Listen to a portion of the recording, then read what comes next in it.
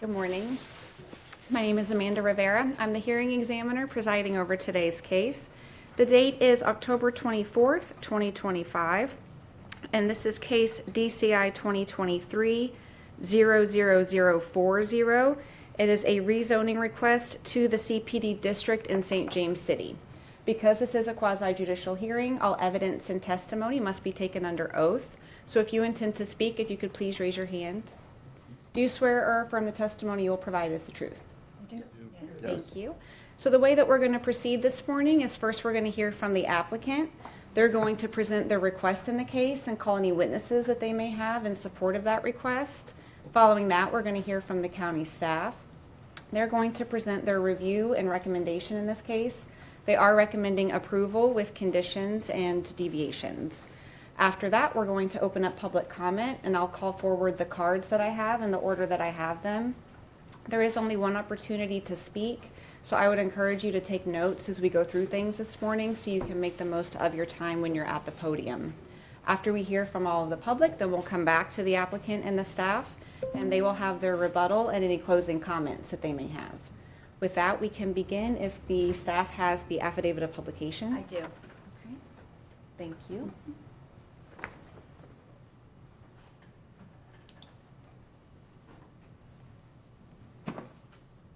Okay, so this will be Staff Exhibit 4. We had pre-numbered exhibits from the last hearing date. So with that, then we can begin with the applicant whenever you're ready. Good morning. Good morning, Madam Hearing Examiner. Fred Drovlik from RVI Planning and Landscape Architecture. Also with me today is Tyler Wainwright and Chuck Wainwright. Chuck Wainwright's going to be the property owner and operator, and Tyler is an engineer and part of the family. So I listed on there is Josh Eisenhoff from Quattrones, who did the traffic study. We did not have him in attendance today. It wasn't overly necessary because of the level of AM and PM peak trips were below even the analysis level, but we do have a full report in the staff report. It's included in our materials as well. So you said we had them I may have a new one, but we had them numbered the exhibits from last time. I would like to take care of that administratively today. Yes, please.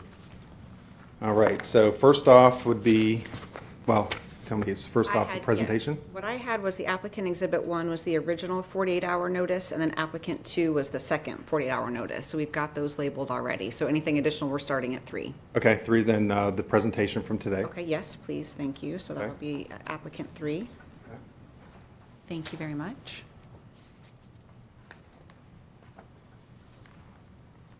I got him.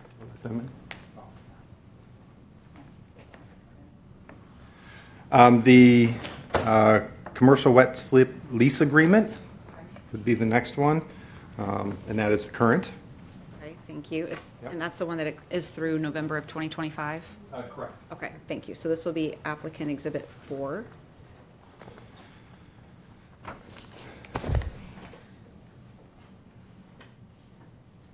thank you. And then lastly would be a 11 by 17 and a 24 by 36 of the master concept plan.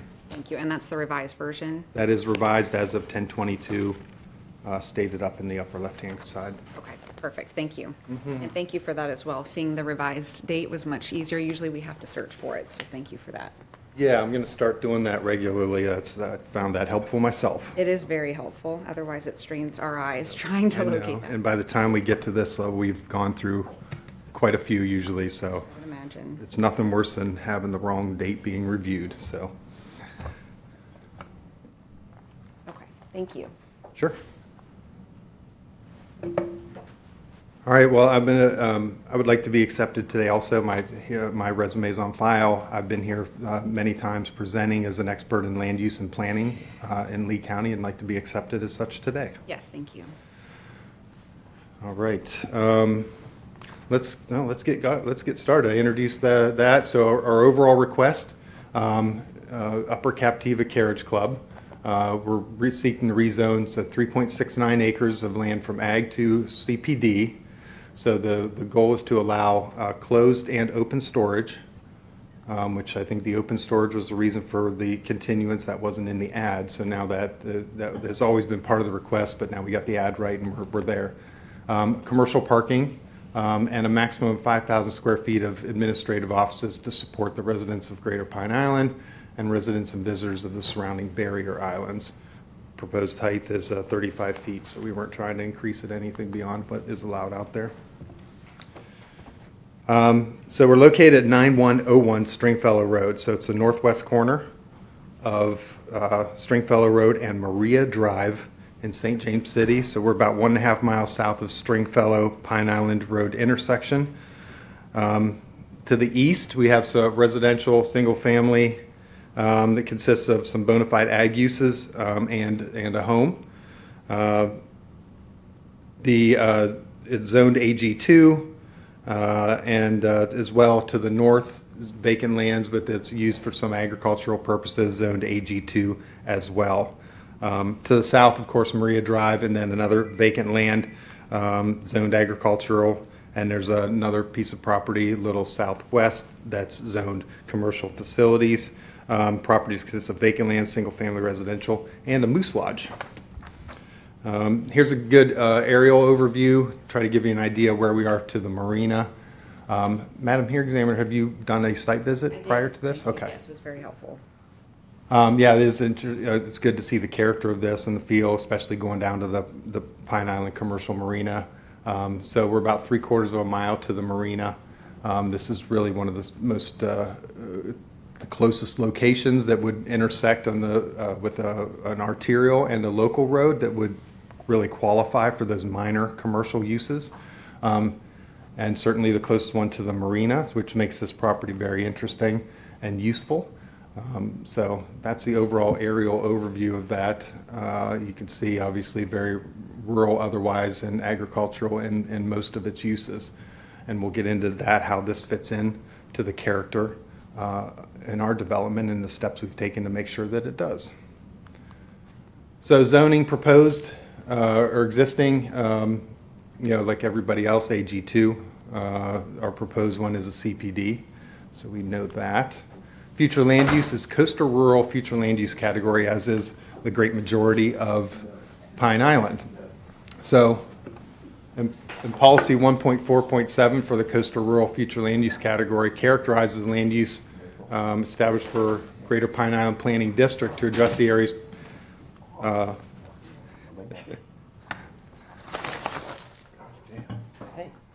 That's okay.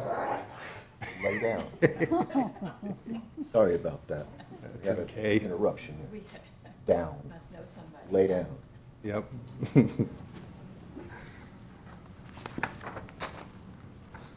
All right, the coastal rural future land use category is designed specifically to address things like the area's predominantly rural character, coastal environment, existing ag uses, and limited public infrastructure. And of course, location in coastal high hazard area. This particular piece of property is not in the coastal high hazard area, but surrounding properties are.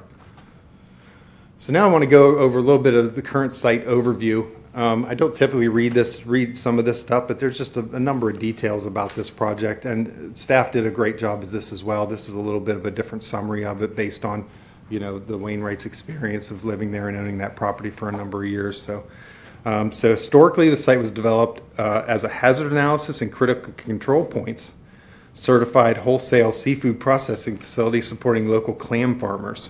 So it was originally purchased and developed by the previous owner and clam farmer as the closest logistical location for a processing facility for local commercial fishermen working out of PICM, the Pine Island Commercial Marina. I thought this was interesting. At the high point, 68 active clam farmers were producing and harvesting millions of pounds of Pine Island sound clams, and a lot of those were being processed through this little site on the existing building that's on site that I'll show you on the next slide. So the proposed UCCC site is at the intersection of it's the only north-south thoroughfare, as we all know, and the only road that serves PICM is Maria. So they're both county-controlled, county-maintained. One's Stringfellow is an arterial, and Maria Drive is the county-maintained local road. So therefore, the site's consistent with Lee County's commercial location criteria, with the marina at the western end of Maria Drive and UCC lot on the eastern end at the intersection of Stringfellow Road. So that does meet that criteria that's essential. Location is the closest viable commercial property to the marina with direct access to the primary logistical artery on the island. Deliveries currently destined for PICM. Not all of them, I'm sure, but they could be diverted, and the goal is to divert the majority of them from traveling back and forth to Maria Drive to dropping off at UCC, where they'd be centralized and then brought to the marina at the appropriate times in bulk, rather than individual delivery trucks driving back and forth and circulating through PICM and causing traffic on Maria Drive.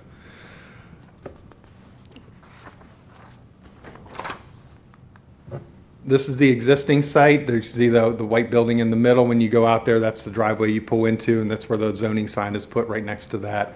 That building, while it may have to be tweaked and improved a little to meet the standards, we want to keep that building, and it's a useful building for us. And then we're proposing an additional building as well that we'll go over when we get to the master concept plan. Let's go to the next one. So this is the vision. So sometimes we don't go into the exact vision in such a casual manner, but I really wanted to talk through, how we're planning to operate this, because it's just a unique use right out of the Wainwright's brain, and feeling like this is a great use for this island and something that's a benefit out here. So it's been a while. So I wanted to go ahead and highlight that. We did present to the Greater Pine Island Civic Association, but it's been almost 2 years now. And at that point, some of the information out there was from that. And at that point, we were really proposing something a little bit different. It was 112 spaces, 40 of which were large, almost pull-through spaces that were at least 40 feet in length and wide, so that you could drop off your boat at the marina and park your truck and trailer, or even an RV there for storage or just for use over the weekend. That wasn't very favorable mostly for the Parks and Recreation Department. Even though there is a parking problem at PICM, and there are a lot of weekend users of it, and it was only going to be for the weekend users. They thought that based on the capacity of PICM, they didn't want to encourage easier ways to use it that much more. It just caused an overwhelming, they thought maybe it would cause an overwhelming amount of weekend users, since it would be easier. We could argue that, but at the end of the day, we decided to really shift our focus away from that. So now that would cause less shuttling and less encouragement of just that boat traffic and everything to go back and forth for the weekend casual users. So the information there, and we had quite a different site plan. I'll show you the comparison. I think staff's going to probably do the same. Ms. Workman may point out a few different things, but we'll go over the differences between the two and what we've done since then, because I think it's important to show the response that the Wainwrights have had to some opposition, and then to really keeping that more rural character. We've gone a long way from that original site plan. So, of course, when we get to the development order, we will have to go back through the Pine Island Civic Association. So we will be back in front of them again to receive comments and to hear from the board and from the residents as well at the development order stage. So they will get another shot at this to help us continue to improve it. So here's the original and our current site master concept plan. So the original, you could see we weren't producing a ton of impervious area, and we were having some grass parking spaces, but it was taking up the majority of the site as far as existing vegetation and those kind of things. So the revision of it really started to look at, all right, how do we, one, do an environmental study and a protected species survey, which isn't necessarily required, but let's find out where all these beautiful pawpaws are. Let's find out where make sure we know the tortoises are, mark them on the master concept plan, provide some area that's an indigenous, and then the buffers that are required through the Pine Island Plan and through the Land Development Code. So we reduced the so increased open space, reduced impervious area, reduced the overall intensity from 112 spaces down to 95, changed really the primary use. So now the use is for either residents who can't store their boats or watercraft or other kind of recreational vehicles in their either subdivision or they don't fit in their garage. I mean, we know as soon as an HOA is involved in any neighborhood, typically the first thing to go is you being able to do any outdoor storage of your boat or anything else. And most of those things don't fit into garages unless you build a big pole building. So this would be an option for people on the island to store that 3/4 away from the marina. So a very convenient location is outdoor storage. The other piece and part of Mr. Wainwright's business is that he has a lease on at PICM that he's had for years, and he operates barge and shuttle service to the outer islands. So thought was all these Amazon, all these deliveries for these people that are either visitors, and there's a lot of rental units out there, especially in season. It gets very busy on the outer islands. So have a central place for them to drop those off, and then he can use his service to just go one time and deliver a lot of those to customers of his. They can leave their car parked here in a secure area that's close to the marina, and then he can provide a service of delivering their things that would normally be shipped directly to them that can't because it's a boat only. So that's what the extra building was for, is to have easy access from Stringfellow Road for the delivery areas, a drive-through to be able to drop that off and have cold storage if necessary, and then for them to circulate back onto Stringfellow Road and go, or back through Maria Drive. So the idea was, with the access on Stringfellow Road, is to not have traffic on Maria Drive, and to try to reduce that as much as possible. So going back for a moment, so the protections that are in place to ensure that there isn't this weakened use of it, I'm assuming the gates were added for that as well, right? So that you're not allowing any kind of temporary use. It's going to be folks that have a longer term stay, but you still have that commercial parking use that's included. So is that for what you just mentioned, which would be the folks that are visiting the barrier islands? They're going to park here for maybe the week or right. however long that they're here, and then they're the ones that are going to be receiving goods through the deliveries and then have those transported out by barge to their actual location? Yep, precisely. Okay. Or a central place for them to pick it up, at least on the island, so they can go get it, yeah. Are there other protections to ensure that it's not going to be used as weekend, or how are the gates going to operate? I assume, because those weren't in the original ones, and I would assume that's going to be, if it's gated, I don't see a guardhouse. Maybe you're intending one, I don't know, for somebody to actually converse with whoever's coming onto the site. Or is that how you're addressing it? Because you said that the vision shifted, but I don't see any conditions that restrict you from doing it still for a weekend use. So I'm wondering who's going to have access to the site. Yeah, I can get through that. Part of the way we're restricted is we don't have a lot of those parking spaces anymore designed to hold where people would be able to leave, large vehicles there. Just the 3, just in case there were some oversized larger vehicles. So that was definitely part of the plan, is just really more for just individual car parking for the most part. One of those individual parking spaces could hold, just the local storage of a boat, just as a long-term storage.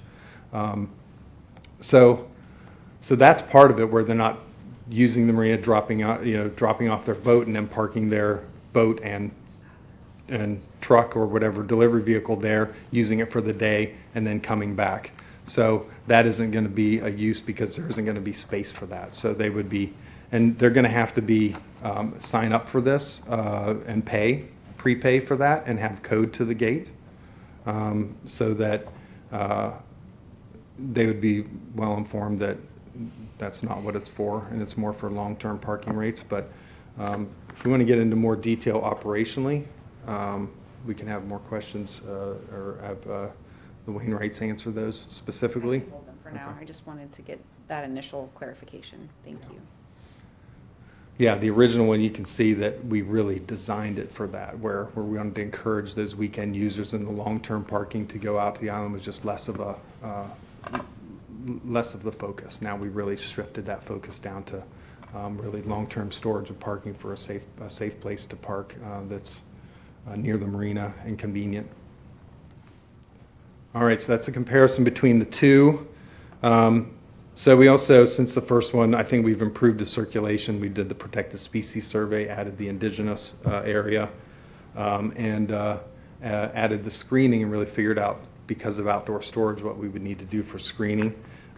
We don't want to do a wall out there. We don't think it fits into the character, but we do understand that we're required to have a minimum of 8-foot screening, which would be a vegetative buffer. With the outdoor storage use abutting residential. So we do show that on the east side, and it says with hedges or equivalent required for open storage. And yeah, we talked over that with staff a number of times, and we agree with sentiments that we've read in the emails that we received, that a wall surrounding this entire property would just not be attractive or fit into the character of this. So we'd like to do that vegetatively. But now there does need to be security, because there is long-term parking and people trusting the services that we're providing.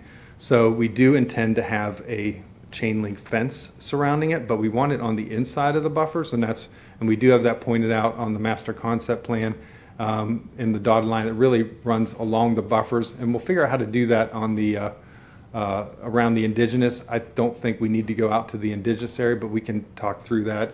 There's no real requirements for that, so it'll be time at development order. We'll figure it out. But around the rest of it, we want to do a chain link fence and on the inside of the buffer, so that everybody else doesn't see that. They see really what it is now. I mean, you can barely see through the property. Some of that may be invasive exotics. We'll take care of that. And then, of course, we'll have to plant to the level of the requirements of the buffer, which on Pine Island are substantial. And then with the outdoor storage use, it'll be more substantial, because we'll have to maintain those at a higher height than normal. All right, let's go through a few other things. So the project vision, I think I probably hit on some of these things, but I'll go through this as well. The point is, we want to serve Pine Island residents and really improve service to residents, visitors, and service providers for the outer islands. So that's the simple way of putting it. Provide Pine Island homeowners with storage options for accessory vehicles, watercraft, RVs that, like I say, can't fit in the garage or not allowed to be stored in a residential subdivision typically. Commercial law will allow outer island vacationers, marina users, service providers, contractors, workers, charter guides with safe, secure, legal, private parking alternative. And the development program is just a 95 commercial parking lot, 95 space commercial parking lot for short and long-term vehicle, watercraft, and recreational vehicle storage. So the purpose is to serve, one, the residents of Pine Island with needed storage space. Two, environmentally conscious resident homeowners and guests of Cabbage Key, Upper or North or Upper Captiva Island, Cayo Costa, and Usepa Island with parking during off-island visits. Pine Island service providers for the outer islands, and then charter guests with parking for local guides using the PICM. All right. So due to limited availability, commercially zoned storage and waterfront-oriented property on Pine Island, there is a shortage of places for legal watercraft storage for Pine Island residents, and particularly close to a marina, and vehicle parking lots for outer island residents, and options for drop-off delivery for service providers traveling to the outer islands. Extremely limited. Storage options for local residents is limited, and generally not in areas that are in proximity to marinas, so that was part of the business plan behind this. The proposed site creates an option that is close to marina, reducing trips and local traffic with the convenience of a short haul. Oh, sorry. I'm reading too fast. The outer island resident population and the number of vacation rental visitors is rapidly growing. This isn't necessarily exactly Pine Island's problem, but it does come through Pine Island for the majority of those visitors. Currently, there are several Pine Island companies that focus on parking and ferry service for the residents, and vacation rental guests visiting the outer islands mentioned. A few operate out of PICM with off-site customer parking. These others operate at marinas further away with a longer transit time to the island, but with on-site parking. So all sites are operating at near max capacity. On-site parking is not an option with PCIM or PICM, and with limited space to drop off and deliver for service providers. I mean, that is an also very limited use. So that, I think, is a pretty good summary of what we're trying to accomplish here. We have the overall revised site plan as of 10/22. Some of the features of this, we've gone over a number of those. Primary circulation is off Stringfellow Road, coming through or from the closest access point onto Maria Drive, which is about in the middle of where that current access is designed. The current access off that road is right in front of this existing building, which is central here. So this one would be closer to the road, closer to the intersection. We've moved it a number of times, and part of it was there's a gopher tortoise that has made a happy home there, so we're going to leave that gopher tortoise in place, and there's another one here in the northwest corner that we're going to keep out of the radius of and keep that thing safe and make it just connect to the overall indigenous preservation that we proposed. We did want to have another access to really improve that circulation, exit only on Maria Drive, that would be just slightly west of the current opening. So that primary ingress and egress would be circulated from the first entrance Maria and out to Stringfellow Road, and that would be even it's a gated entrance, the people that are paid customers would have access to that through a keypad or some other source like that that's automated.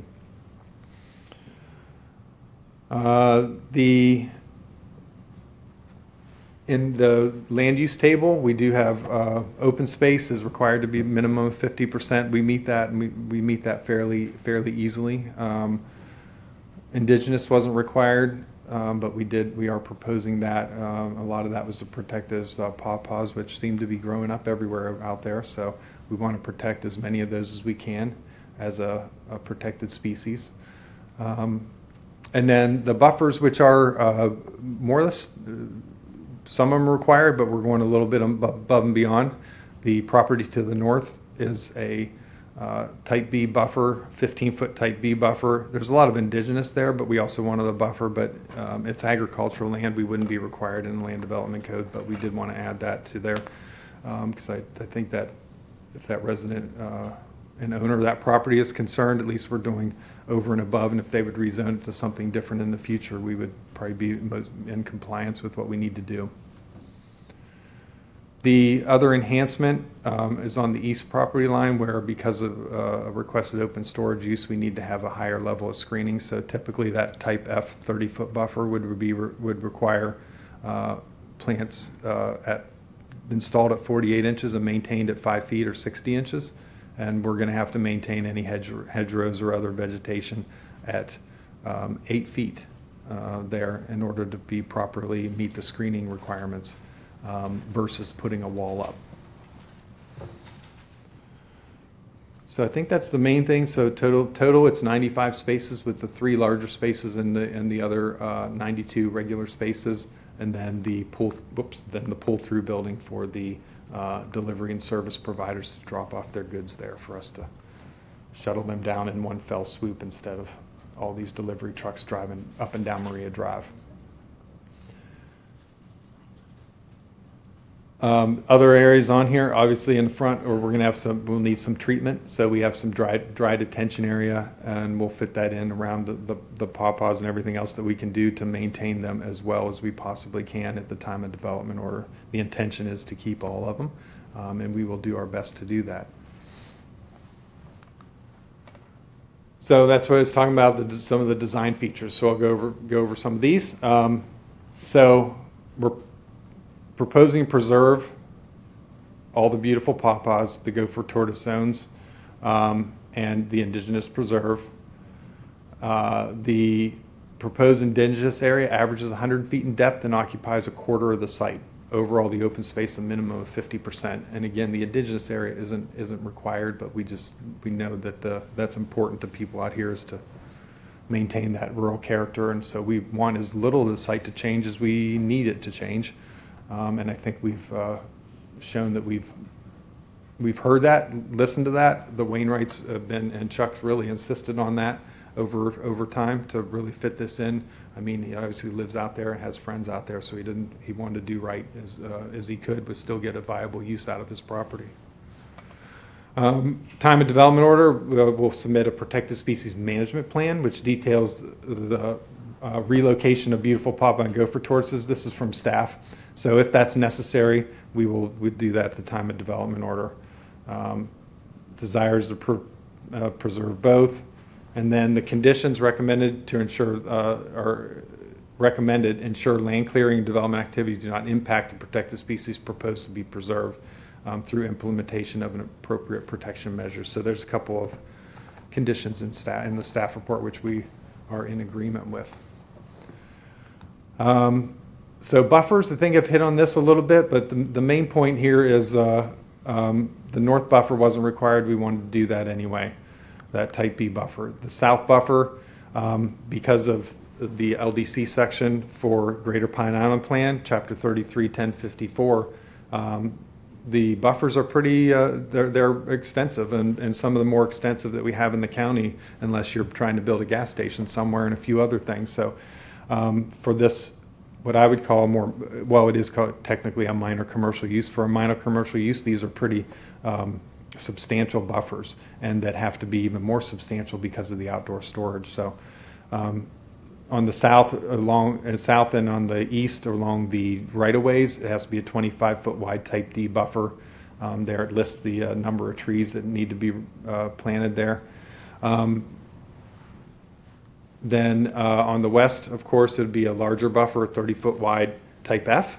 A 6-foot fence on the inside of that, 8-foot vegetative screening per the LDC section that requires that for outdoor storage.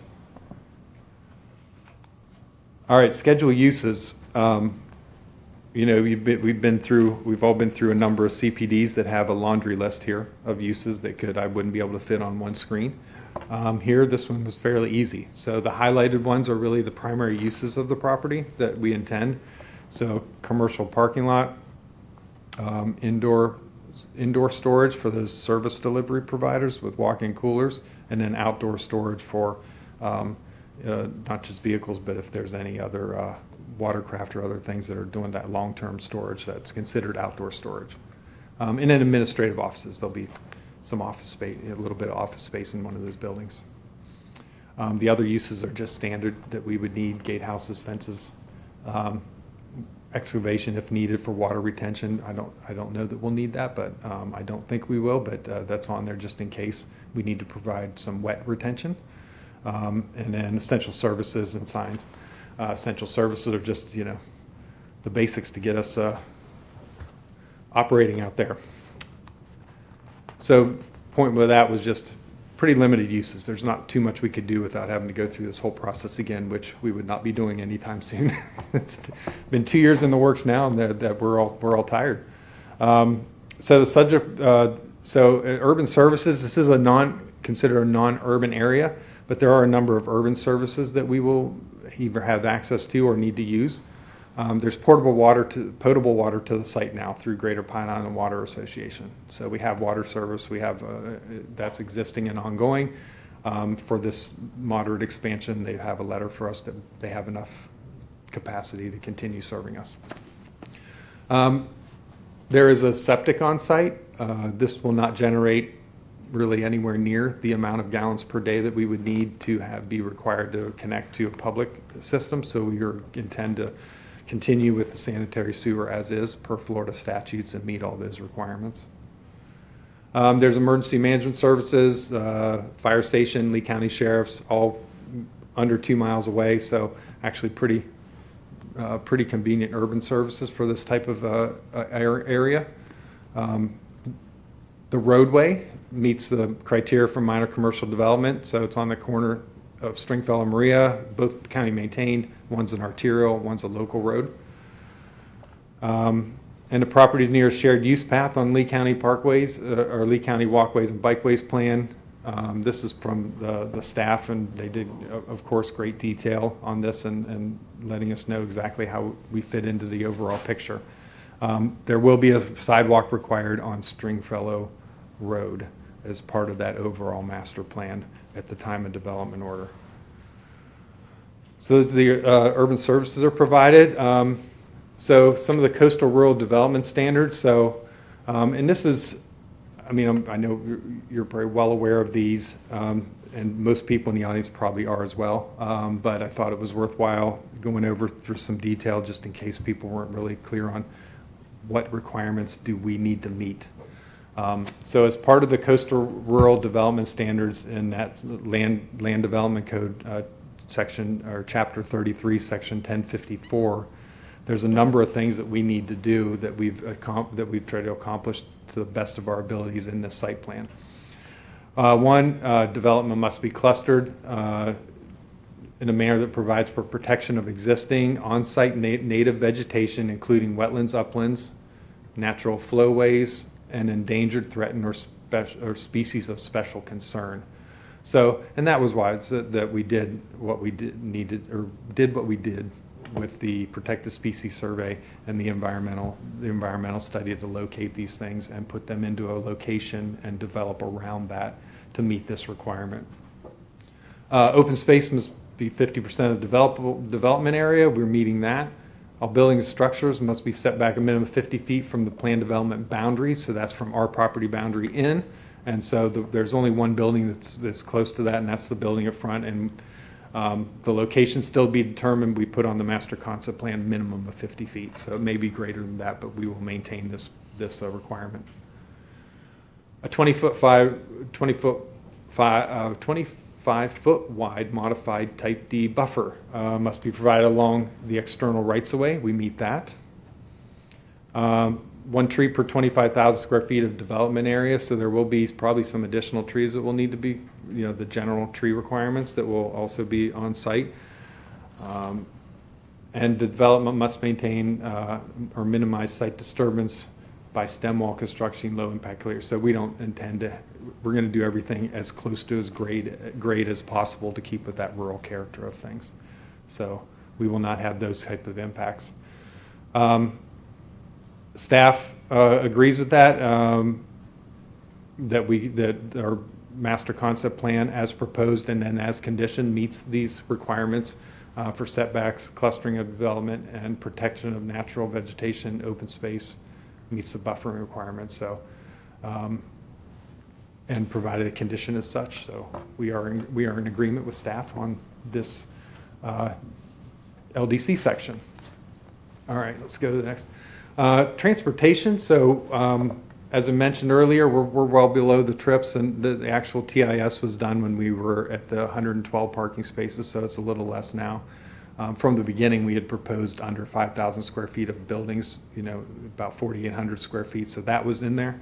We were higher on the number of parking spaces, which of course adds to the trips. Even then, we were below the 100 trip requirement that would cause us to need to analyze this, but we did anyway, and we put in that work to show that we were below those trips, but we didn't need to really analyze that. So it's a minor creation of trips. So there's, because of, the land development code requires that if the commercial or the property north to us would become some type of commercial use, that we'd have to provide interconnection, and we'd be willing to do that at that time. Don't see that happening anytime real soon, and that I don't know that it would really meet the intersection connection or the minor commercial location criteria anyway. But this is part of the condition of condition 10, and we understand that's part of the land development code requirements. So we didn't try to oppose those. And if a turn lane is warranted at the time of DO, again, based on the trips, we don't think that would trigger, there would be any trigger of a turn lane on Maria or on Stringfellow, but we understand that the requirements there in the land development code. 2 deviations. Both of them, I think make a lot of sense. One is that nothing we could do. So to have an access on Stringfellow Road, we needed intersection separations from Maria Drive, because this is a non-urban area. It's 660 feet out there. The property isn't that deep. We put the access as north as we could to leave it make sense on the site on Stringfellow Road. And so the resulting that we have minimum intersection separations that we'll be providing. And then the second deviation is required dumpster enclosures. So this is something that has been approved a number of times in rural uses, especially uses that are as minimal as this, that just be roll-out totes instead of these typical commercial dumpsters. So it'd be more of a... Sorry, that's not the deviation that I have for deviation number 2. I have that you're deviating from 34-2016 2B about the parking lots to have the parking blocks to have no parking blocks, rather, on the low turnover parking spaces. Yeah, I saw that and then I forgot about it. So that one is withdrawn because that was from the original. The original plan had all those parking spaces that were large and that could be used as pull-throughs, and we didn't want them to pull through over bumpers. Okay. So you withdrew that deviation and substituted this one. Has staff reviewed deviation number 2? oh yeah, we went over this from the beginning. Latest and greatest deviations I have the parking bumper. Mhm. So if it's the rollouts and you have record of it, and I can look in the system and see if it got mixed up with the dates, if solid waste has reviewed that. Yeah, they have like a number of We times. just Yeah. need to get that information. Okay. Typically, in something like use like this, they're not going to care about the deviation and they'll grant it, but we have to make sure that we have it in the system as such. Yeah, and so I know we've talked, I think you and I, it's been a while, but even you and I talked about it at one point. We got solid waste on the line in an email chain, so there should be plenty of Yeah, stuff, it's and I just the can pull that up. 48-hour letters didn't, the Yeah. staff report went through with Sorry, yeah, that. So we can cover that. We can do it. so yeah, the other one's not necessary anymore. So that Yeah. one we can withdraw altogether and substitute. I thought that part was in the original 48-hour letter, and the last one, the withdrawal of that deviation. I started to check. Give me one moment to locate that, because I Have that have the as most well. recent 48-hour letter, which did not address it. August 25th. Yeah.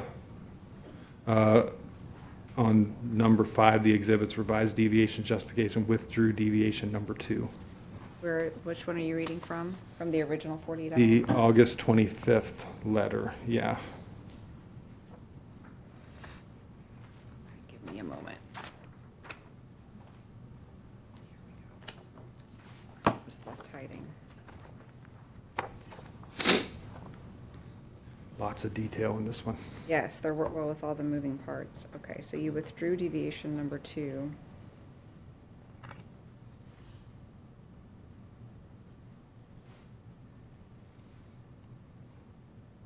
Okay, I see that here.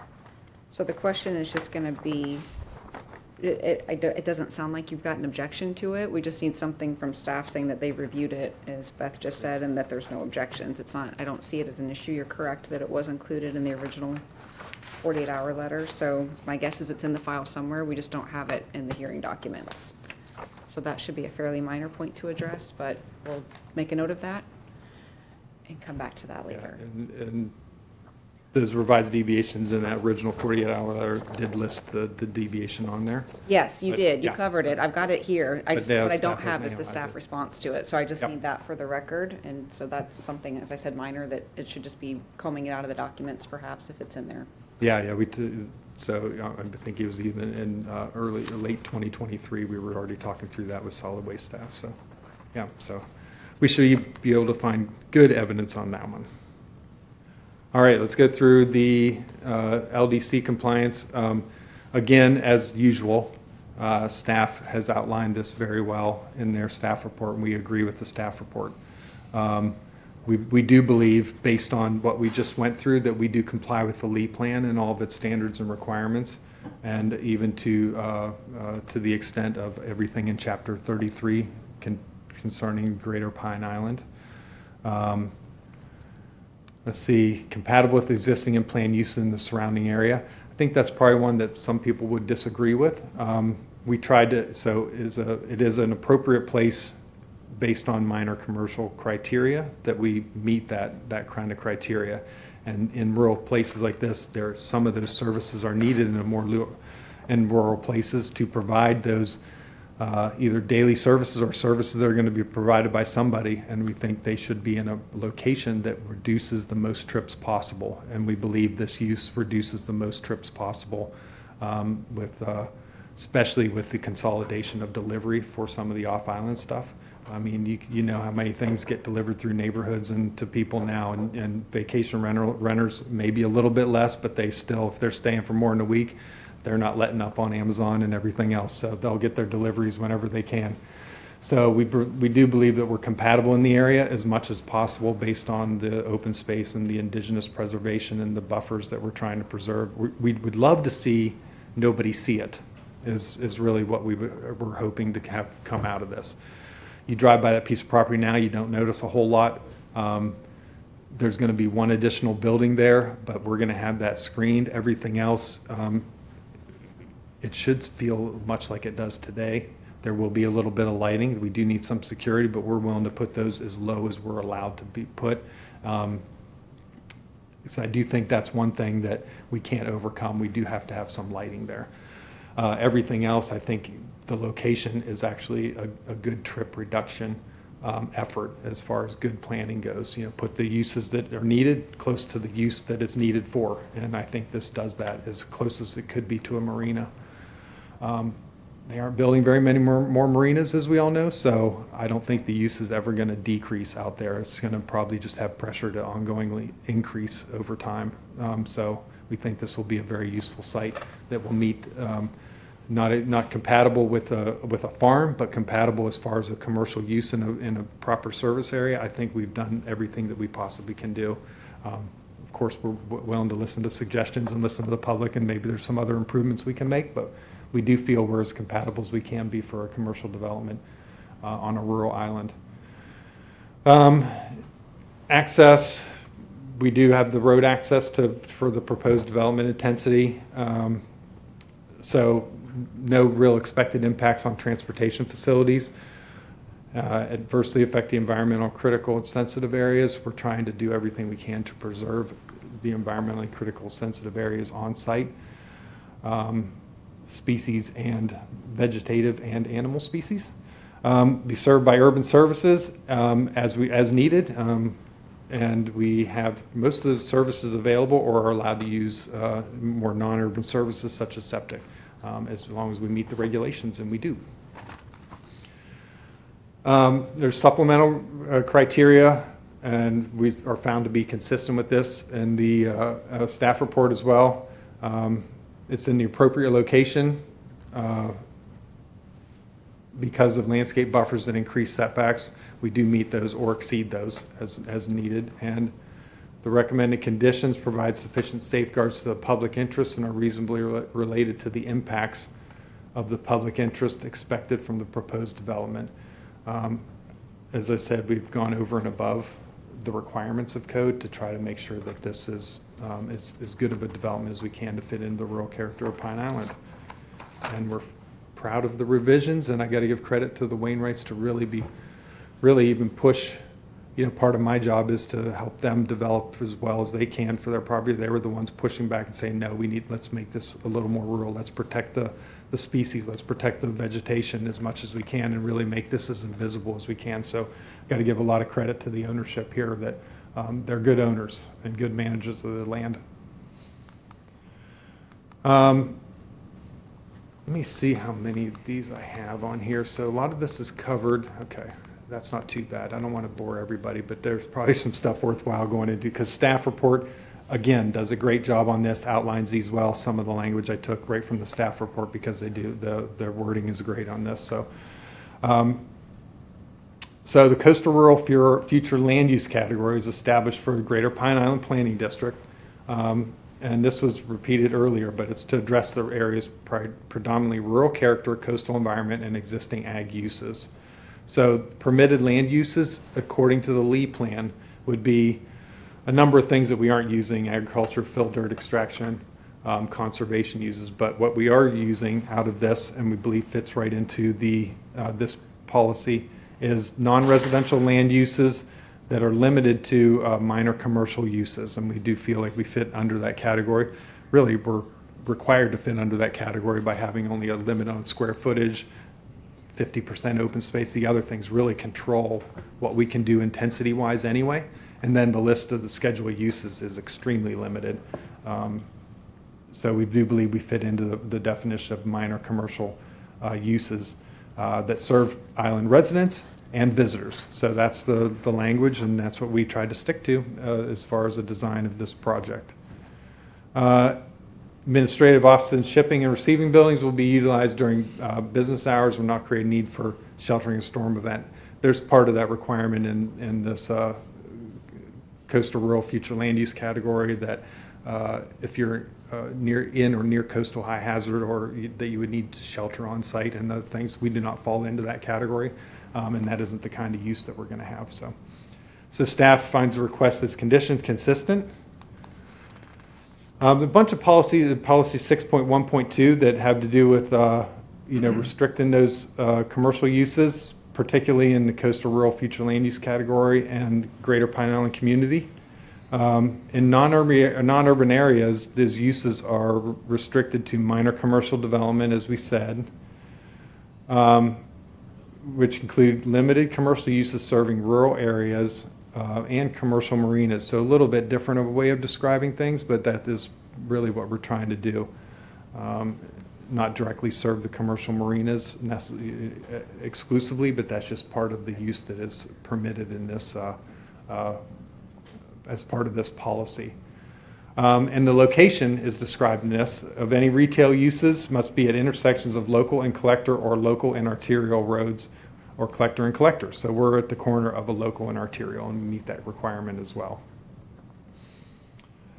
To continue with policy 6.1.2, applicants proposing commercial development standards are required during the rezoning process. So we must, during this process today, we must demonstrate that design arranges the uses to integrate and provide a cohesive development, visual harmony, and that includes a number of things that are important here.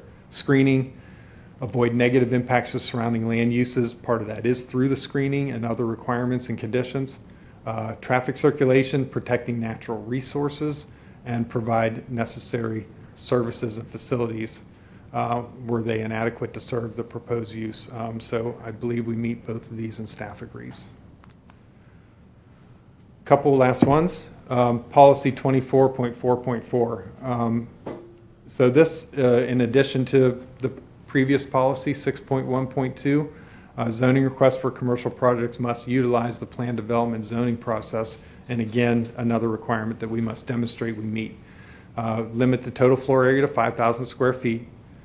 We're proposing 4,800 square feet in 2 buildings total. Development must not exceed 2 acres of impervious. We're below that as well. And uses are limited to those that reflect the coastal rural character and unique culture of Greater Pine Island. I guess that's a little more subjective, but we're trying to fit into that as well as we can, to our greatest extent. The existing building is 2,400 square feet. Was built after 2009. Second building is proposed for the indoor storage. Total development is under the 5,000 square feet, 2 acres, according to this policy. So staff agrees we're consistent with that policy as well. And I believe finally, and then I'll summarize and conclude, Plan Policy 24.1.6. So this was just to point out, a little self-serving, that we went over and above this. So we aren't required to have indigenous open space or a protected species survey. We've done both, but the proposed development has provided both of those things. And as we've said several times, plan to maintain the natural character as much as we can and preserve all the protected species, including the tortoises. Bunch of other environmental policies in Objective 60 and then policies 60.4.1 through .4. There's a lot in there environmentally. It's time of development order. A lot of that gets sorted out, but we designed this site with this in mind. We will be providing on-site dry detention with discharge to the existing roadside swales and maintaining historical drainage patterns. So we're trying to alter the site as little as possible on this and maintaining the historic flows. All right, we do believe in conclusion that this the proposed use is an important addition to Pine Island and support the resident service provider deliveries and visitors who need to park and ride to the outer islands. Design as proposed and conditioned by staff is sensitive to the rural character of the island and goes above the code requirements for preservation, screening, and buffering. Staff finds a proposed plan development rezoning request as conditioned to be in compliance with the LDC, including the regulations that pertain to the coastal rural LEA plan policies and LDC Chapter 33, LDC Chapter 10 development standards, and details required on the MCP in compliance with Division 9 of Article 6 for plan development districts in Chapter 34. So with that, then we are ready for questions. That summarizes my conclusion, or summarizes my presentation. You touched on it briefly, but you did provide a surface water management plan. So that last slide, you just kind of said that you're going to comply with it. But right now there's sheet flow that's happening, and you're not in coastal high hazard, but surrounding properties are. So by virtue of this plan, is there going to be additional permitting that's required, either through the county or a state agency that will oversee the stormwater management plan to ensure that you're collecting and maintaining all of your surface waters on site and not negatively impacting any of the neighboring lands? Yes, of course. We'll have to go through an environmental resource permit through South Florida Water Management District in order to comply with the development order process. Even if you stay under the 2 acres of impervious that you have to for the coastal rural? Yeah.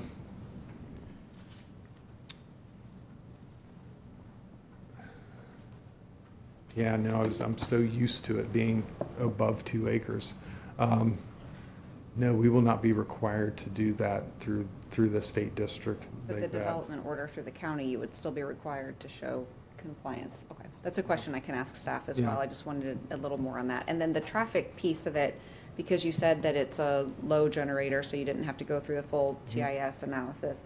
Is that essentially because you're serving as a collector and not necessarily a destination use? So it sounds like what you're trying to do is capture the trips that are already on the network and kind of isolate them rather than push them on Maria farther to the east to get to the marina. You're trying to catch them at the corner of the arterial. Is that a fair understanding of what you're? Yeah, and part of it is one of the focuses is long-term parking for people that would park there, ride to the outer islands. That's a huge piece of the capture. And then they aren't doing daily trips at all with their vehicles. So that commercial parking lot use is park once and ride to other places kind of use I think that was a good summary. We're trying to capture those things into one kind of a little portal place.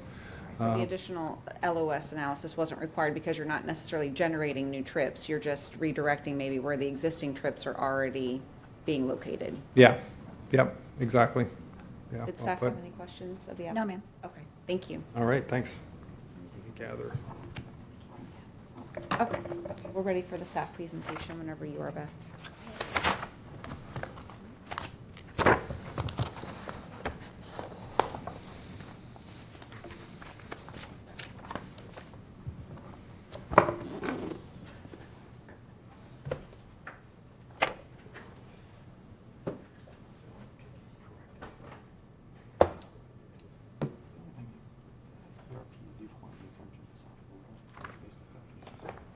Good morning. Good morning. For the record, my name is Beth Workman. I'm a principal planner in the zoning section. I have been accepted as an expert in the LEA plan as well as the land development code, and I wish to be accepted today as well. Yes, thank you. Thank you. I have a couple housekeeping things. The first thing I have is staff received a number of emails from the community, and I've printed them out. I've also, as I receive them, forwarded them to the applicant, so they're aware, but I do have copies for them as well today. Yes, thank you. Okay, so that will be Staff Exhibit 5. And that's a composite. Thank you. And the second thing is the PowerPoint presentation. I have copies. That'll be Staff Exhibit 6. There's 2 of them. Thank you very much.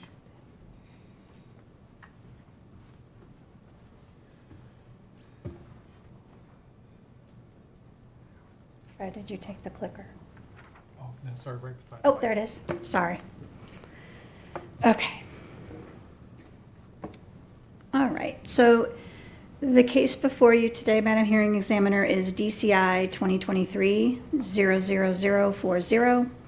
It is called Upper Captiva Carriage Club CPD. I'm gonna go over my slides, but Mr. Drovlik did a really good job going through this thoroughly. We've had a lot of feedback from the Greater Pine Island, the folks of Greater Pine Island, you know, after the staff report was published the first time and then now with the second publication. And we've kind of gone through those and taken into heart some things because there is a 2-year lag from when the public meeting. So Mr. Drovlik went through that thoroughly of like what we were reviewing. That first submittal was not going to cut the mustard. We needed to pull back because of the coastal rural future land use category.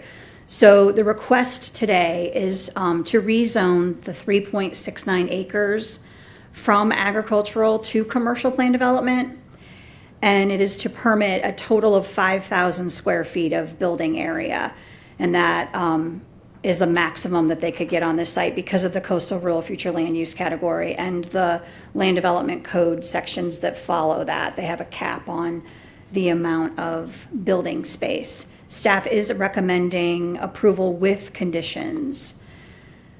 So a little bit of history. Mr. Drovlik again went through this thoroughly because the Wainwrights have firsthand knowledge of what's going on out here. I as a staff member in development services, have knowledge of the veg permit that was issued because I issued that veg permit and the notice of clearing for the agricultural use. And I was aware of the gopher tortoises and beautiful pawpaw on this site during that veg permit, and I cited that up here. So I'm aware, I know what that existing building does look like. The future land use category is the coastal rural future land use category. And like Mr. Drovlik went through, it does require minor commercial, which is defined in the land development code, to the rural areas, agricultural needs, and commercial marina uses. And as he pointed out on his PowerPoint, the uses have been slimmed down quite a lot to allow only those particular buildings and those uses on this site. The retail uses on Pine Island, I put this in here because they have to be focused at a local and arterial or local collector. This is, Stringfellow is an arterial, Maria is a local, so it meets that Lee Plan policy. Again, the limited of 5,000 square feet, 2 acres of impervious came into play because that first master concept plan was wall-to-wall development. And the 2 acres of low turnover grass parking we consider not impervious. So that was tripping the threshold on the 2 acres. So they had to scale it way back. The other thing was the uses are limited to the coastal rural character. One of the uses that was proposed in the original application was repair, like for the boats, for, you know, so Mr. Wainwright could repair his boat. And there was a lot of parking for boat trailer, and that would increase the activity at the marina, which would trip the threshold for a manatee protection plan. We do have a condition in this as a condition of approval that a manatee protection plan may be required and will be looked at time of development order because of the usage on this. But for right now, there are 3 open storage spaces for boat trailers, RVs, that kind of thing. So this was the notice for public information that went out originally. As you can see, the date is November 7th, 2023. It had over 100 parking spaces proposed. We've scaled it back to 95. So you can see, as Mr. Drovlik was pointing out, that the Wainwrights have scaled this way back to what was presented to the public. So a lot of the emails, a lot of the phone calls I've had have been regarding this public information meeting, which isn't a reflection of what we're doing now. And I will talk about one of the things that has been brought up about the rural character, and that is the wall. And I have that in here. We're going to go over that in just a bit. So this is the master concept plan. This is the old one. There are 3 spaces. It has 4 on there, but there are 3 depicted. And the 39 at the southern point is 29. But the important thing to notice is the buffers, the screening, the circulation of the traffic internally, where the applicant is focusing that traffic with the gated, key fobbed areas in these regions, with an exit only right here. So the schedule of uses, Mr. Drovlik went through, are limited. On a commercial plan development, you can have the gamut, and they've really scaled this back to capture that minor commercial and the rural character for Pine Island. Also, due to the coastal rural future land use category, there's larger setbacks. There's a larger percentage of open space that's required, and that's reflected in the property development regulations that are conditioned in the zoning application. And the 35-foot high buildings are the maximum height that they can have on this to match the existing surrounding residential uses that are abutting the property. So looking at the character of the area, this is one of the criteria we have to look at when an application comes in for rezoning. We want to make sure that the use that they're proposing is not going to have a negative effect on the surrounding land uses. So looking at the surrounding land uses, to the north you have a vacant agricultural piece of property. This property does not have an agricultural exemption. It is not bona fide ag. This property has a single-family residential home as well as an agricultural exemption on the property for bona fide ag. I believe it's an orchid farm up in here. To the northeast, you have a residential plan development that has approximately 31 dwelling units that was approved for the site. And the land across Stringfellow, which is an arterial road, is all zoned agricultural, and it is bona fide ag. It has to have an agricultural exemption. So looking towards the east, I kind of touched on it with these 2 properties, Stringfellow and the RPD to the north. To the south, Maria Drive, which is a local road. Both of these roads are maintained by Lee County. There is a vacant piece of property zoned agricultural. It is not bona fide ag, so it does not have an agricultural exemption. As you work further south, you have larger lots, single family. They run anywhere from size of 1.5 acres to 3 acres in size. And then you have this commercial facilities, which is the Moose Lodge. And I kind of put this in here, even though it's a south, it shows you the total road mass going to the commercial marina that Mr. Wainwright has a lease with. Looking immediate west, there is a single family home right here. And with that comes that 30-foot wide buffer with the fencing. And we're going to go over that a little bit because we have a wall condition in the zoning, and I've changed it because of the calls that we've received and also working with Mr. Drovlik about the solid opaque wall and what we can do to meet 34-3005, which is the open storage code that requires screening.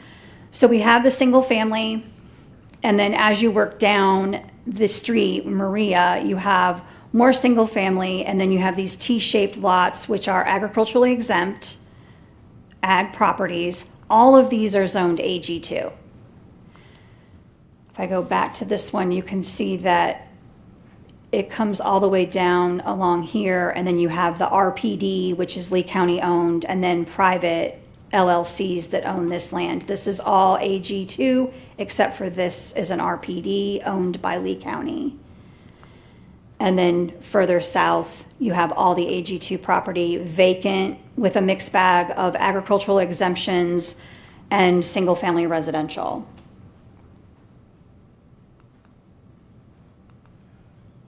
And this just shows further down to the commercial marina. So overlaying the master concept plan on the aerial, you can kind of see the layout of how things play with the abutting properties. So the indigenous preserve adds a bigger setback, as well as no change to what is currently being seen into this property. This will remain unchanged, except for the buffers needing to meet the height requirements. So that will be looked at time of DO. And if supplemental plantings are needed, those will be in the development order landscape drawings. And then as you move down here, this is the 30-foot wide buffer abutting the single family, which is a requirement. And then as you move down Maria and then Stringfellow, you have larger 25-foot buffers. And I'm going to show those a little bit later on. The important thing to notice about this is in the land development code, when a commercial development abuts a right-of-way, it's a 15-foot wide buffer. Because this is in the coastal rural future land use category, there's coastal rural development regulations in the land development code. Those requirements require a larger buffer of 25 feet with the same, actually they're different plant requirements, and I'm going to go into that a little bit later because I zoom in on that. And then you have the type B buffer, which the applicant is providing as an enhancement, because when commercial property abuts agricultural with no single family use on it, there are no buffer requirements. So that's being provided as an enhancement to the northern property line. And in turn, it also adds, we have a condition about screening here, because this is a single family lot up here with the ag exemption. The view into the site for the storage facility might be seen. And the way chapter 34-3005 is written, and the intent is if it's visible from a residential use. So staff made sure to put in some conditions about the height of the shrubs, and that's a change in that wall condition that's currently in the staff report. This is the transportation portion. One of the criteria is to make sure that when their rezoning comes in, that there's adequate access to support the use, the threshold of the use. And as Mr. Dravlik stated, this is under 100 trips. The chart you see before you is based on the original parking, which was over 95 spaces, and it's still under 100 total trips. So in the state statute, it is not required to analyze the intersections of a project to make sure that everything is going to be able to support that when it's under 100 trips. One of the things that the Department of Transportation did put in the zoning was to look at time of development order. It's important to note that another TIS, another traffic impact statement, will come in, and that will dive deeper into this use in real time, what is happening on Stringfellow and Maria, to then allocate if a turn lane is needed to support the use. And if a turn lane is needed, that may affect the Stringfellow access. But at zoning time, we are not allowed through the state statute to look at these things. They are looked at thoroughly during the development order process.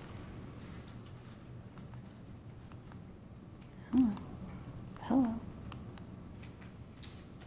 So this is the transportation condition 10 that I just talked about. This goes into the access being looked at and the interconnection and if a turn lane is needed, and also the interconnection with the northern property.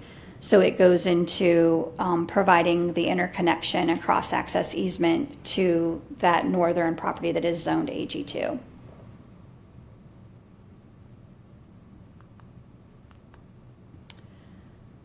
So going into open space, open space on a commercial property not in the coastal rural area that is small. A small development is defined as anything under 10 acres, anything under 2 acres of impervious. This site meets the small development definition in our land development code, which would require a 20% open space requirement if this was not in the coastal rural future land use category. Since it is, it's required 50% of the site to be represented as an open space. Now, open space is different than indigenous open space. Open space could be landscaping, green spaces, detentions, those kind of things. The applicant has provided indigenous open space, which is above and beyond what is required. And that is provided in the indigenous preserve that's along the north and the northwest. And so with that, it's a 0.88 acre indigenous preserve. With that comes requirements that are conditioned in the zoning, because this is a small project. It's not required to have indigenous. It wouldn't be required to have an indigenous management plan or the species management plan. So staff has conditioned that. So at time of development order, those items will come in for review by development review staff. So the total open space is 1.84 acres. That includes that 0.88 acres of indigenous to meet the land development code policy in chapter 33, 1054, which is the Greater Pine Island Community Plan. It's what the people of Pine Island wanted. So going through the protected species, again, this wouldn't be required. One of the things in the coastal rural code is it talks about clustering your development to save rare and unique or native habitat. So this site has rare and unique. Beautiful pawpaw is a protected species. It's the flower right here. It's deciduous in the wintertime, and it flushes out with leaves in the spring. And they also have 2 resident gopher tortoises that have made their way close to Maria. And then you have one that's up here.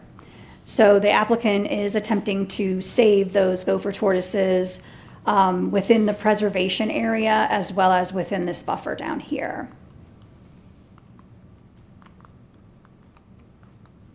Hello.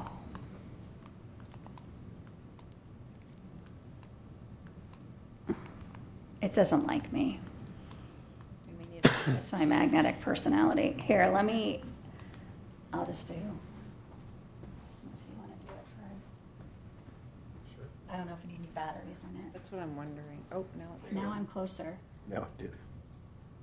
Now I'm closer. Okay. So, Hold on, let me ask. okay.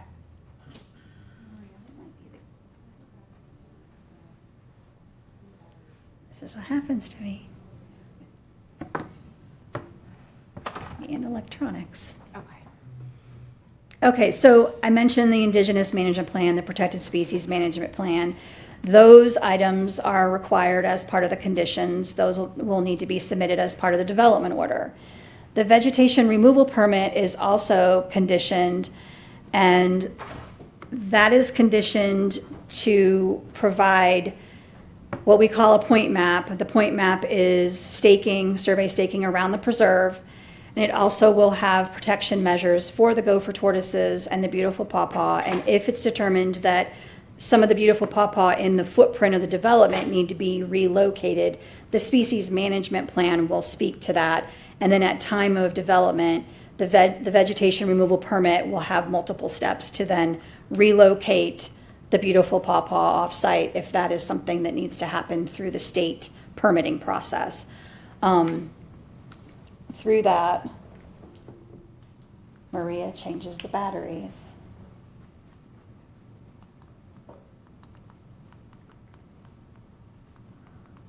Is it I wonder if it's it's being blocked by the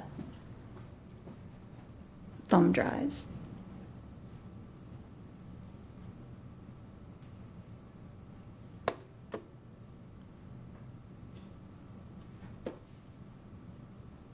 There.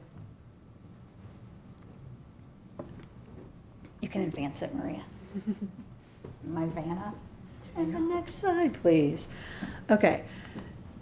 Oh, see, it's not working. Not working again? Not working again? I think it's the thumb drives are blocking it. Could be. The-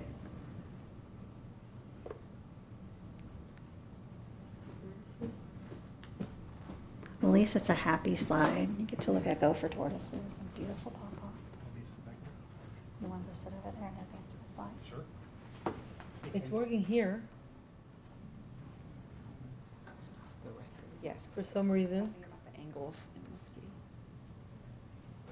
be. Fred's going to advance my slide. I gotta check this out. Okay, hit it.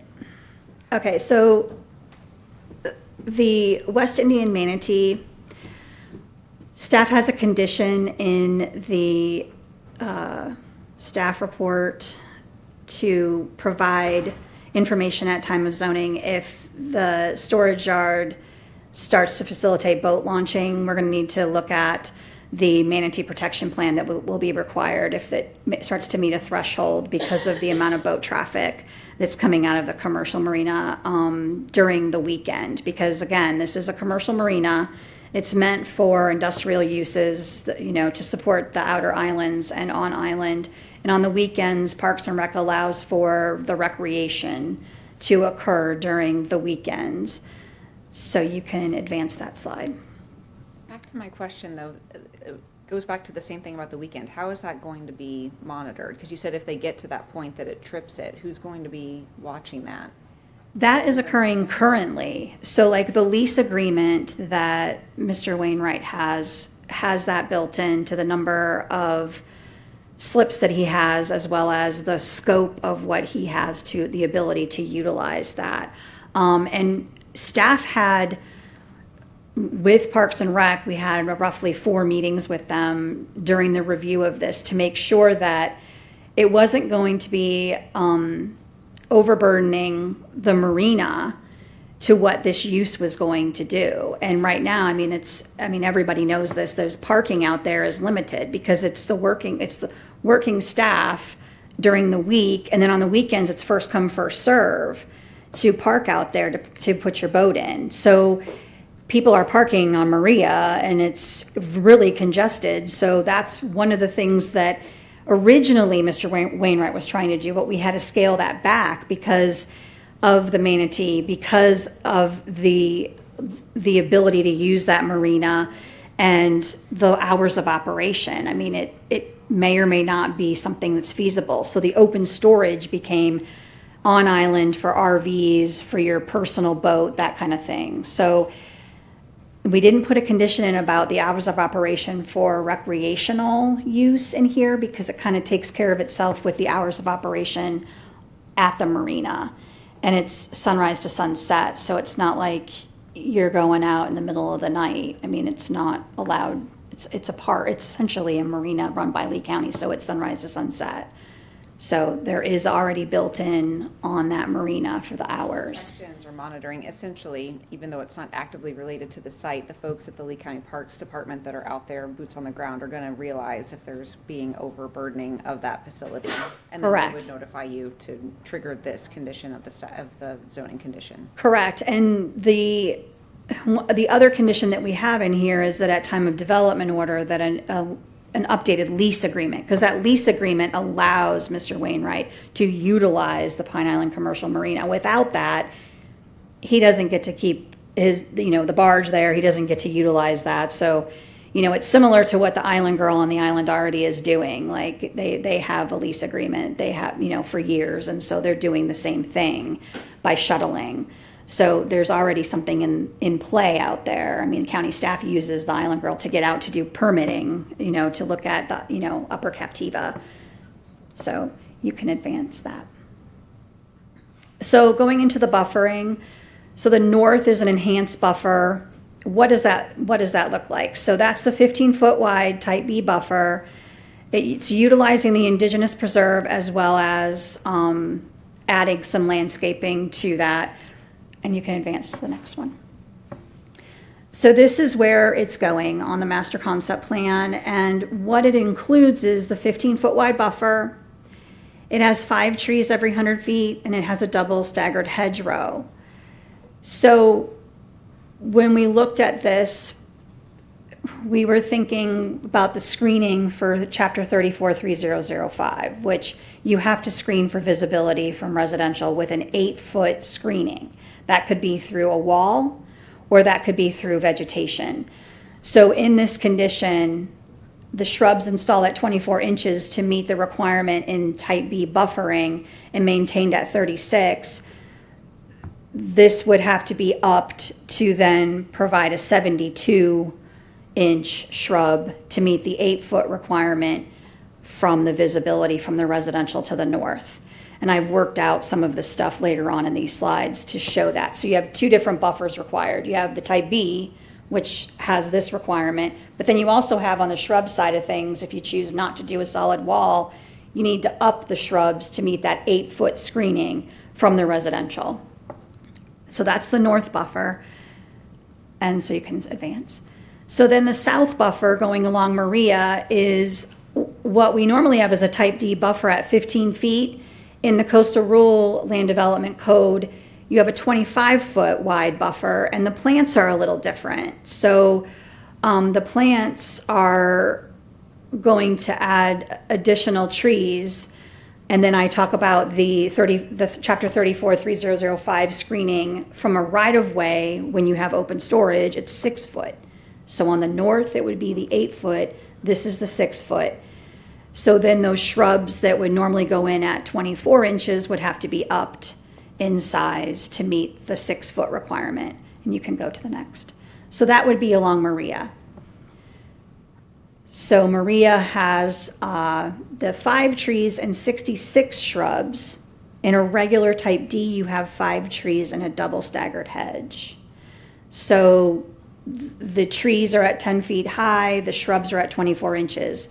Because of the open storage use, you have to up the size of the shrubs. And you can advance. So the east buffer, again, is the same thing as Maria, exact same thing, because it's going against the right-of-way of Stringfellow. So it's the same scenario. You can go to the next. And so that's located right there, same exact. And then the west buffering, now we get into the residents that are abutting the west side, and that requires the F buffer, which is a 30-foot wide F buffer or a 20-foot wide buffer with an 8-foot wall.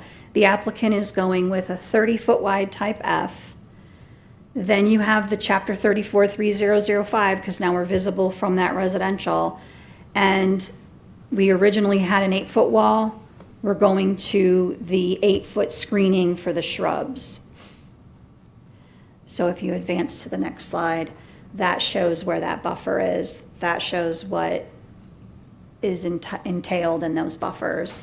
And then if you go to the next one, and I'm going to get into the strike through and underline on that in just a bit, but I wanted to go over urban services. Fred did a good job going through this. It's important to note that they do have access to potable water. They do not have to hook up to sanitary sewer because of the level of usage. It's a 5,000 gallon of usage per day. They're under that. And then there is access to the roadway infrastructure. You do have the fire station and EMS, the sheriff's office.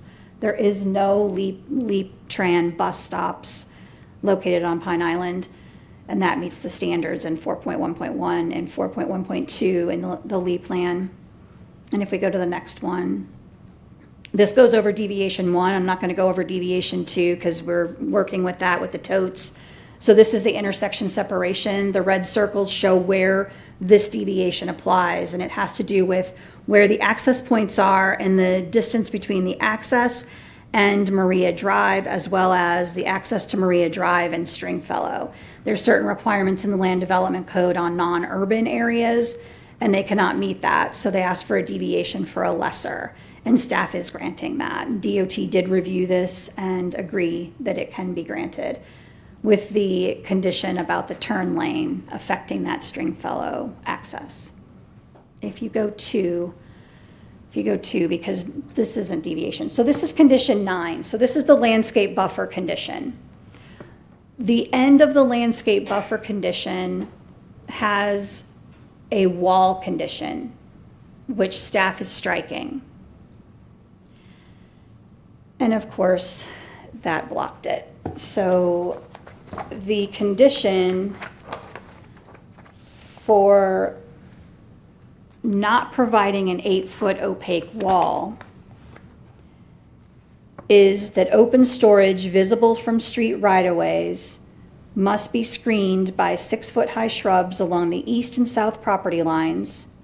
Open storage visible from residential use must be screened by an 8-foot-high shrub along the west and north property lines. The applicant must demonstrate compliance with the shrub specifications within the indigenous preserve area. So that would take that 8-foot wall out that would serve as the security wall as well as the screening for the open storage.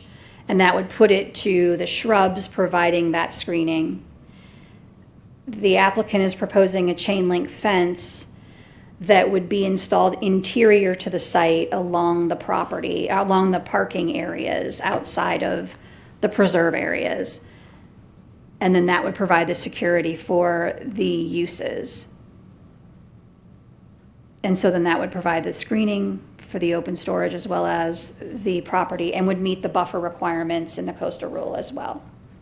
And the fence is 6 feet as well, so the idea is, again, no visual impact Right. change from what's currently being experienced from the site. Correct. And with the feedback from the emails and the phone calls, the wall was one of the things I kept hearing, is that this 8-foot wall, it doesn't meet, and it doesn't meet the real character of Pine Island. So we have this code section that says when you do open storage, you got to screen it, and you can do, and it doesn't say you have to do a wall, it's one or the other. So we went with the other, but staff wanted to put a condition in, even though it reiterates code, so that this is what the applicant is doing the shrubs. The 6-foot chain link is for security purposes. The 8-foot screening for the shrubs will help with the residents on the north and on the west.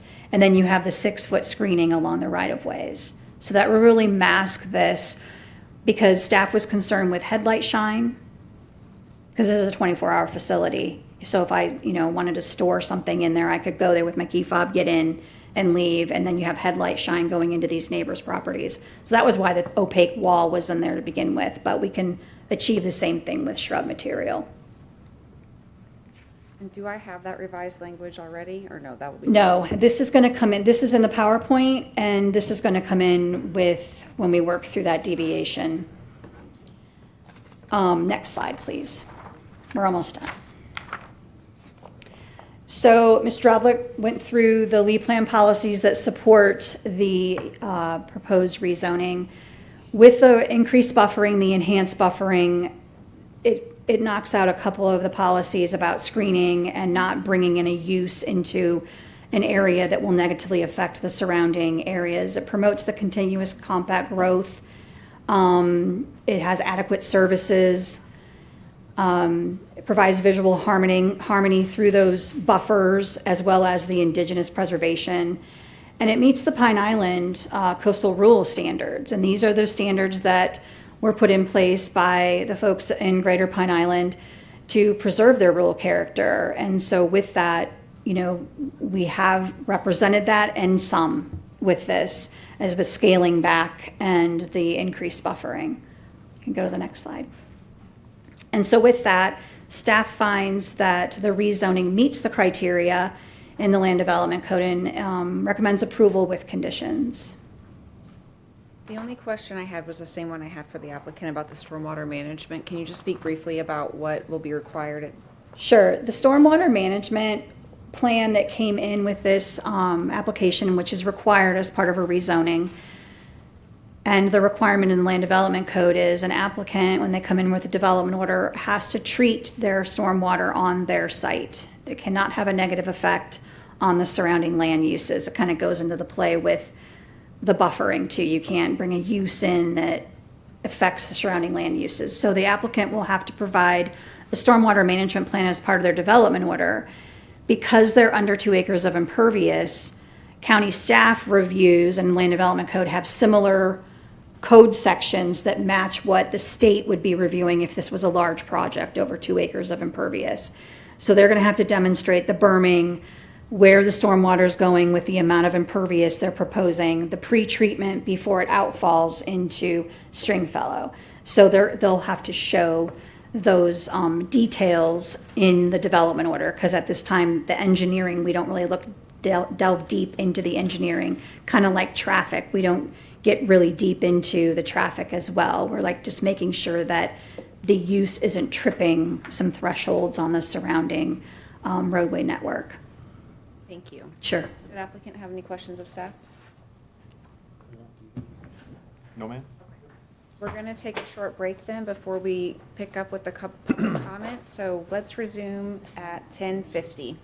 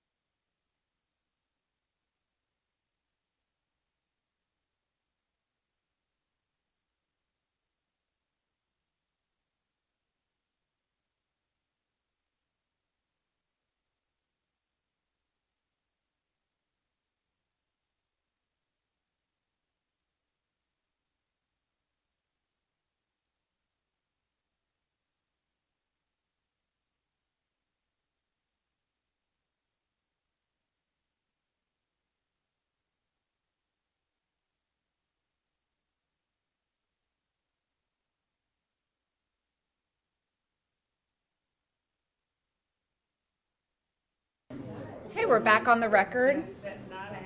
We're back on the record, everyone. I'm going to begin with the cards that I have in the order that I have them. So when I call your name, if you can please come to the podium. The first card that I have is for Skylyn Brown. She's a little nervous. Oh, that's totally fine. We get out there every day.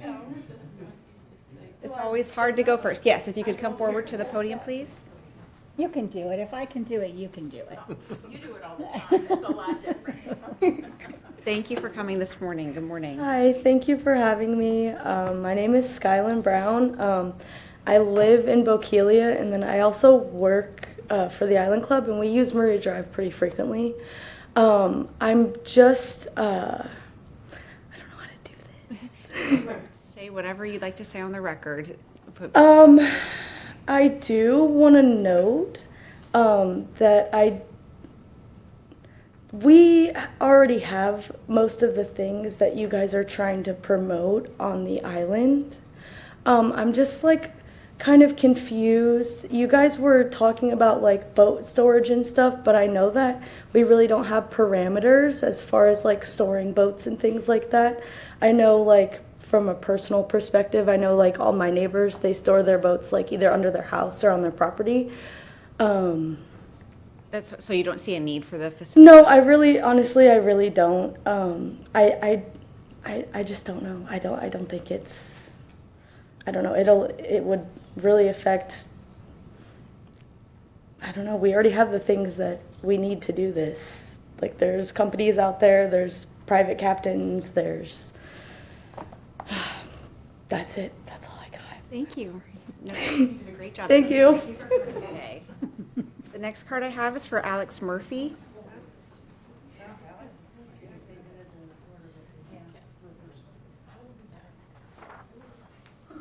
Good morning.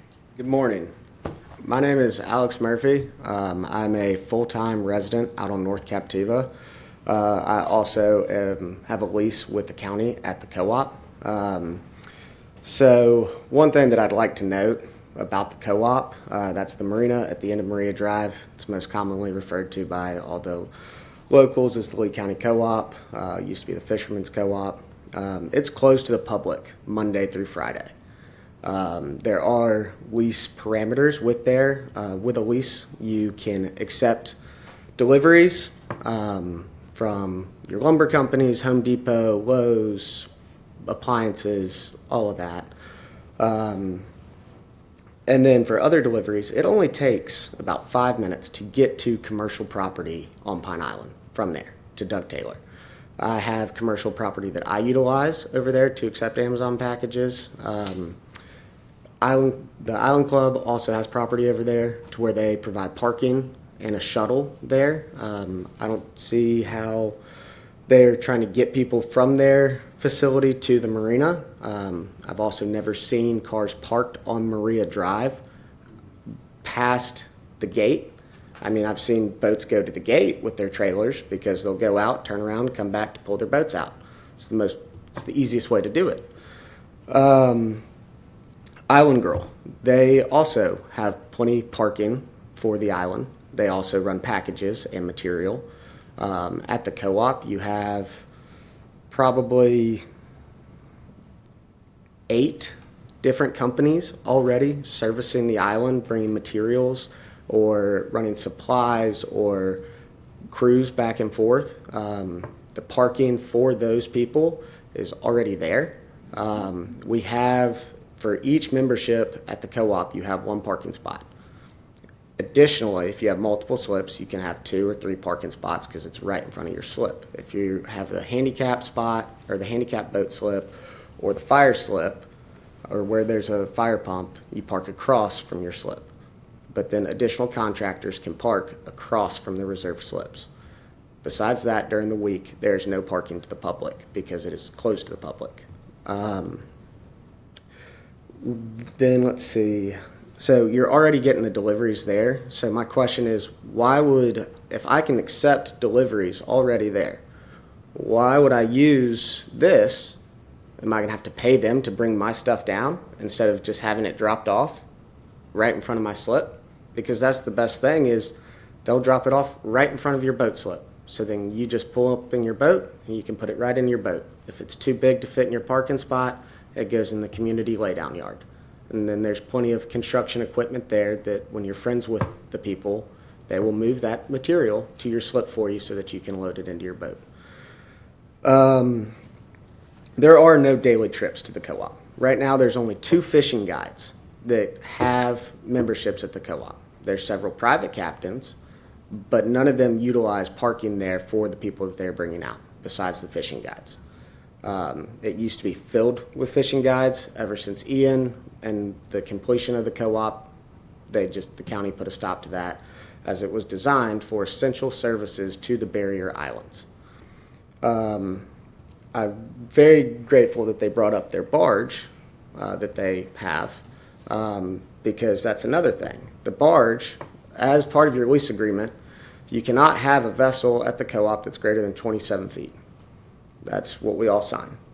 The barge, 27.9 because it's Carolina skiff. The barge is over 27 feet, or the 27.9 feet of the Carolina skiff that is the biggest boat you're allowed to keep in a slip. They don't utilize one of the barge slips as those are utilized by Team Davenport as well as USEPA. Team Davenport just pays a bump fee unless they're hauling trash with their Waste Pro contract off of the island. USEPA is the only company that has a permanent barge slip there, as they also have their own laydown yard. Then a vast majority of North Captiva visitors are taking Pine Island Taxi or Uber because a lot of them are flying in and they're here for a week. You have a lot of owners out there that like to believe that you're getting more visitors, but actually since Hurricane Ian, it's been on the decline. From talking with charter captains of the major ferry companies that operate out there, one of them was down over 1,000 people from the year before, the other one was down 2,500 people from the year before. So it is, while people want to see it growing, it's not necessarily growing because of the cost out there. It's become too expensive, and with things in the economy, vacation's discretionary income. A lot of people don't have it. So let's see. They cited Cabbage Key. Cabbage Key uses their own facility. The owners of Cabbage Key, the Wells family, also owns Tarpon Lodge. So they use their own facilities. They don't use the co-op for anything, unless the only time that somebody would be using the co-op for Cabbage Key would be they're putting their own boat in on a weekend. That's the only time that they would use that. Their trash actually does come into there. I take that back because the USEPA barge company picks it up. Where is the commercial access on North Captiva? We've talked about commercial access here and rezoning this commercial property, but on North Captiva, you're going to have the same problem. There's not a lot of commercial access. Those that have commercial access use it themselves, or they pay a lot of money to have the commercial access. So trip reduction, that was mentioned several times in their presentation. How much of a reduction is it if it only takes you 5 minutes to get to an area that's already commercial? So what worries me is this project, after 5-6 years of not seeing revenue generated that they're hoping to generate, you're going to sell the property. Now you have commercial property. So what is that going to do? Now you're going to have commercial property around agriculture land, or land that's zoned to agriculture, and residential neighborhoods. Is there a need for that? Not really. There's also an open storage that was just approved on Pine Island for boat storage or long-term storage of large vehicles. So why should there be another one? People so desperately want this area to grow, and they're forgetting the reason that they all love it. And it's because of the laid back and the not a lot of growth out there. That's the desire. That's why people want to keep going out there.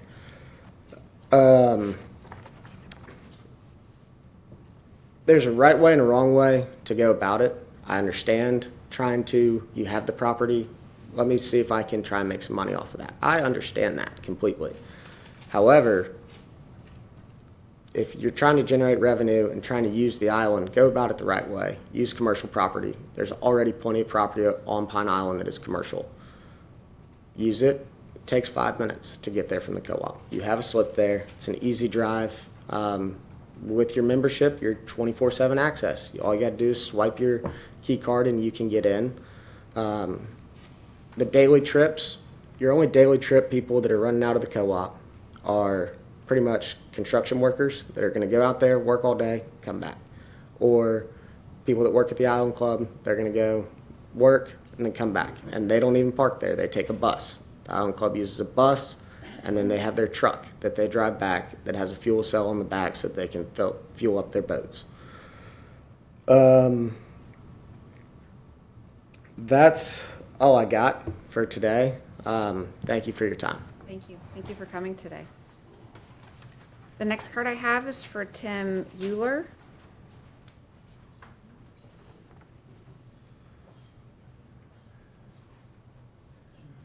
Good morning. Good morning.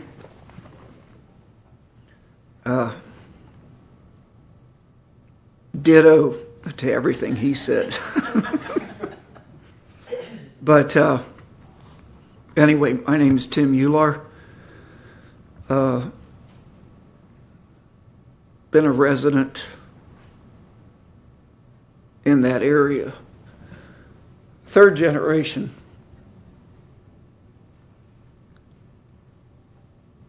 My grandfather settled there in 1915.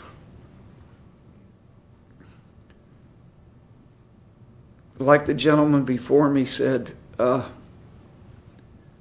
there's already enough commercial property on Pine Island that could be used for the same purposes and generate the same effect within 5 or so minutes from the proposed area to the old co-op. 24-hour operation, I think, is also an issue because of the impact on the residents. Sound carries considerably, which would be a disruption.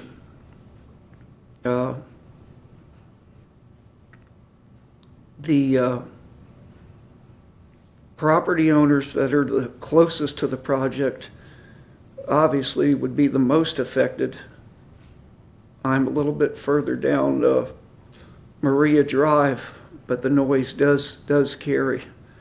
I'm concerned about the boat traffic and the manatees, which you said would be addressed at the development order stage, but it should be a real consideration because some have already been killed this year. 2, I believe, so far.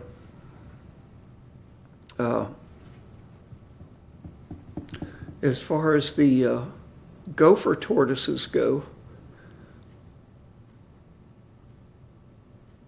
once you split up their habitat, chances are, which I believe most construction counts on, they're probably going to relocate, which now means you've reduced the habitat.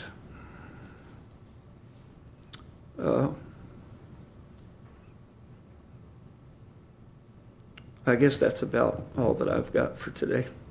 Thank you. Yep.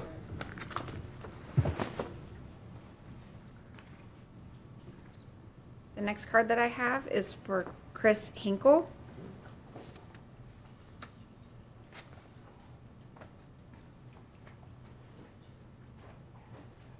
Good morning. Good morning. Ditto to everything they said, too. So, my name is Chris Hinkle. I live on Maria Drive at 5425. I live next door to Alice and John Berner, and next to Brian Dollar, and across the street from that red building owned by Tommy Lester. So you can see my property there. So I'm 51 years old. I've lived in Southwest Florida all of my life. I moved to Pine Island 5 years ago. I moved out of Cape Coral. And the reason why I moved out of Cape Coral is because of the development. It's extremely overpopulated there. And we came out, my wife, my 4 kids, we came out and we needed a retreat. We needed a place to go because 40 years ago, Cape Coral was okay. And it just got worse. And we know what happened in Cape Coral. You've got storage facilities, you've got car washes, Dollar Generals. It's exploded there, and this is our retreat. This is our home. So, I mean, you're basically putting in another commercial property right down from where we live and all these other people.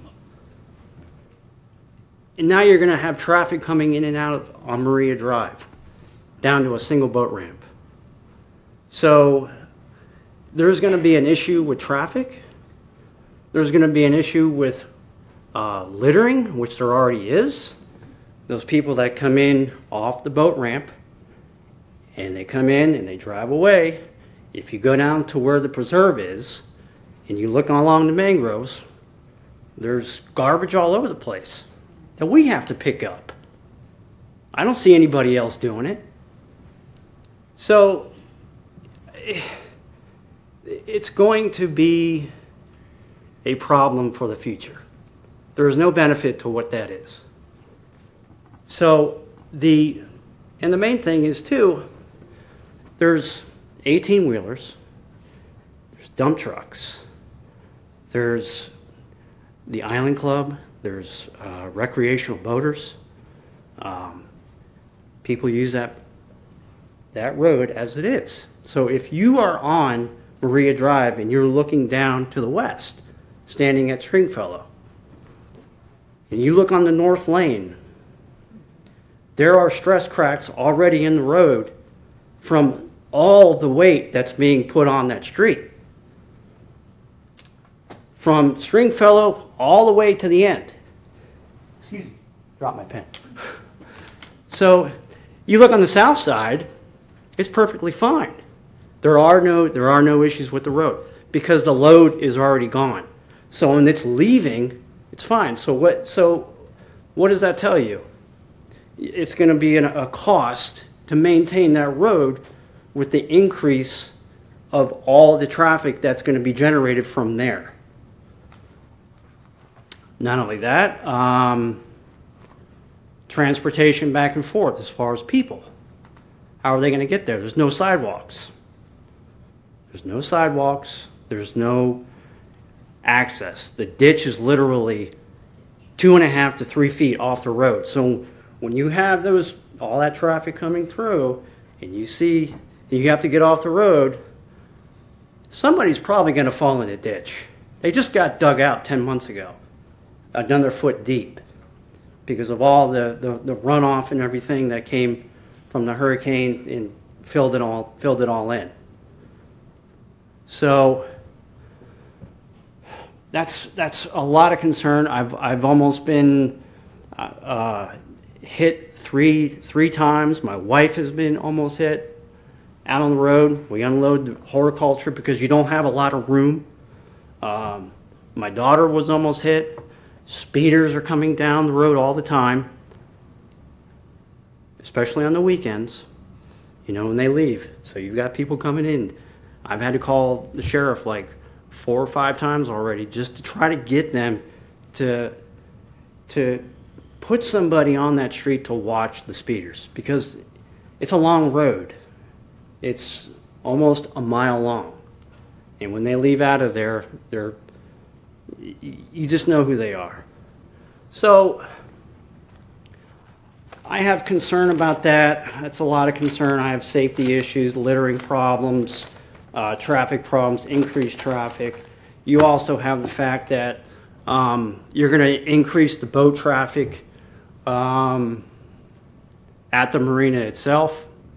If you go into Google Earth and you do an overlay of all the grass flats that go from Demery Key back to the island down to the south, if you look at some of the historical photos, just recent too,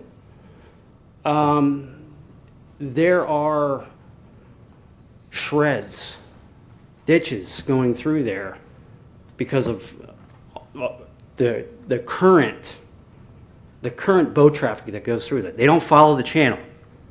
A lot of guys just go right through. So it's torn up all the grass flats out there. You're going to add, 100 to 200 more boats per day? What's going to happen to those grass flats? They're going to be gone. So, I can't not see anything positive from this except, I know it's a business, but it seems to be benefiting the pockets of the owners and the people of Captiva. Captiva is basically using Pine Island as a storage unit, just like Cape Coral is using all their storage units. So why can't they find another spot? There's commercial land already available. This is the wrong spot. You've got Steve, who lives right next door. You've got all these people. I mean, look at the land. Does it look like it needs a parking lot?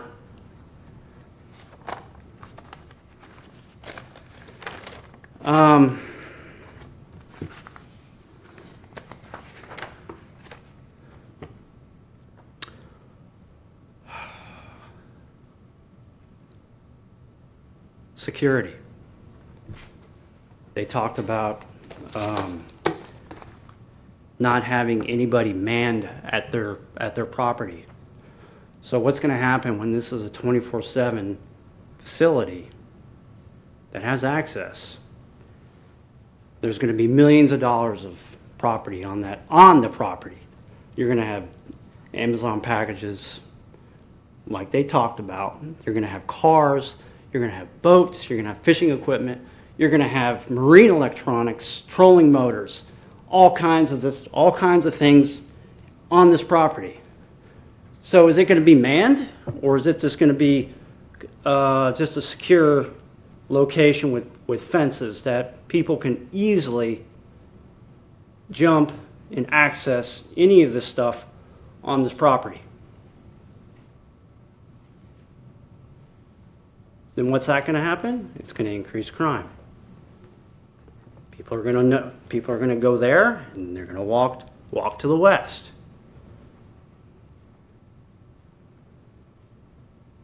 So security is a big issue. The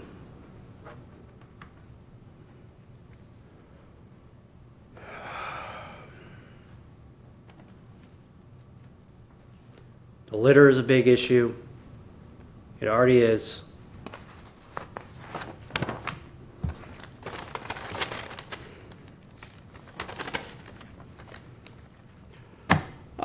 Stormwater. They mentioned stormwater earlier. So stormwater, we have on any of these southern properties, we have a lot of issue with water. Okay?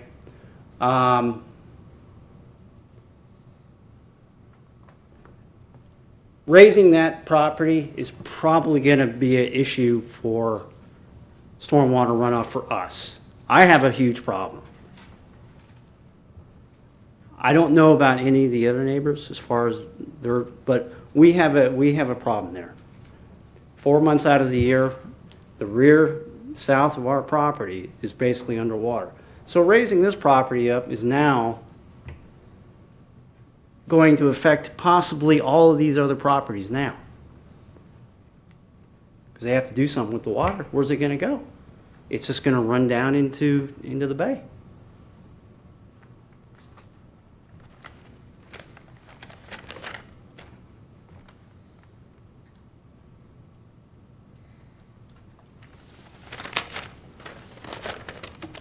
I really don't have anything else.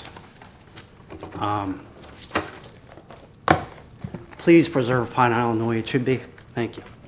Thank you for coming today. The next card I have is for Susan DeHoud. DeHoud, I'm sorry if I mispronounced that.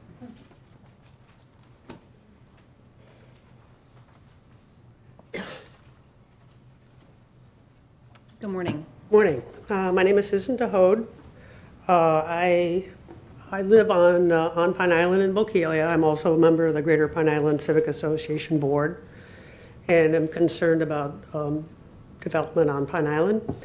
I had a couple of issues related to this particular request for a change in zoning. When we first heard about the project, I was part of that group at the Civic Association meeting back in the fall of '23. At that time, a major use of this land was going to be boat parking for daytime boaters to run out of the marina. As the presentation was made today, it's clear that there was a very major change in the primary use of the property. At the time that there was talk about that property being used for day traffic for boaters and day parking, there was going to be a shuttle service. The proximity to the marina was key. Now that's no longer the point of this marina. It's a long-term parking facility and basically a depot for deliveries to the outer islands. There's lots of commercial property on Pine Island. There is property north on Stringfellow, less than a mile away. I don't understand why this property needs to be rezoned in the middle of residential and ag when the point of being close to the marina is no longer valid. It just logically doesn't make any sense. The other comment is that although this is not a coastal high hazard area, It is a FEMA high-risk zone flood region. It's in flood zone AE8. I live in the same zone. I'm up north on the couple miles north of the center.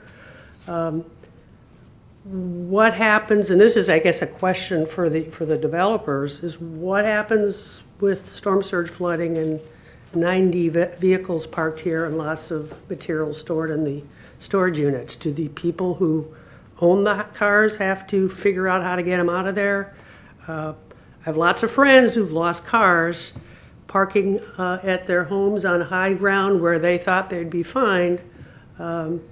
It's just a question of what's going to happen. How are the developers? Why do you need to be parking in a FEMA high-risk flood zone? I know that's part of what Pine Island is, but there are better places to be for that reason as well. So that's all I wanted to mention today. Thank you. Thank you for coming. The next card I have is for Christine Blum.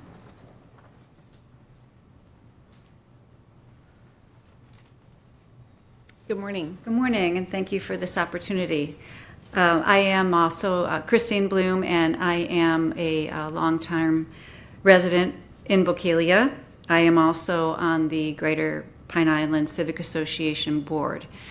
I just have a few points, and just to reiterate what Alex had mentioned about existing, there is at 5361 Pine Island Road, there is an approved outdoor storage facility. I think that is at least 2 acres.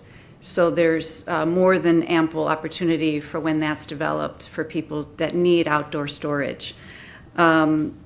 The other question or point was, while it's very encouraging, and I have to commend you for really looking at the pawpaw and the tortoises, and because that's not typical, so that is something that I really was impressed with.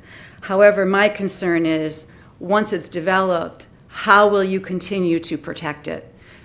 You're not going to be able to keep the tortoises from moving, and if you're not from that area, you don't know to look for that. And there's so much opportunity for people to run them over. So that was just another thought that I had. There's also to do with parking. The current Island Girl that operates Doug Taylor to Pineland, and there's ample parking in both of those locations. And my last point was from the original filing. It was to do with the solid waste. In our notes, we had the question actually came up in 2023 asking that specific question about trash. Will there be any trash collection at the proposed site? And no, we don't want to be in the garbage business. Yet now that is included, so it's just curious to know what caused that change. So thank you again so much. Thank you for coming this morning. Okay, the next card I have is for Christopher Holden.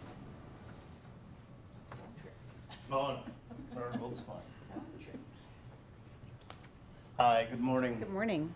My name is Christopher Holzem. I work as a licensed public adjuster and construction consultant.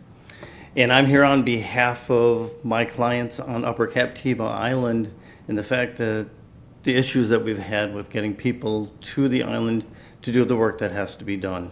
And this is something that would greatly aid to that, on top of the fact that we're losing one of the marinas on Upper Bokeelia, Captain Khan's, that's going away. And whether there's going to be more traffic or less traffic has really nothing to do with it. What has to do with it is, how are these people going to get out to the island? So a lot of what I deal with in my job is the fact that many of the workers that go out there and their additional fees that they charge just in the delays from getting from Pine Island out to the island and waiting around to get from Pine Island or from Upper Captiva back to Pine Island so that they can return home at night. So that's one of the reasons I'm in favor of this, just because of the fact that the world's not getting smaller and the island's not getting any less popular. And once a lot of these homes, like the revenue has been down on Upper Captiva, but it's mostly because of the homes that haven't been able to get repaired in time. in order to facilitate the rentals that they'd been accustomed to. And it's getting closer and closer now. A lot of the homes are getting repaired, and I believe there is going to be a large uptake in the people that are going to be looking for rentals on Upper Captiva. So I'm in favor of it. Thank you for your time. Thank you. Thank you for coming today. The last card I have is from Martha Euler.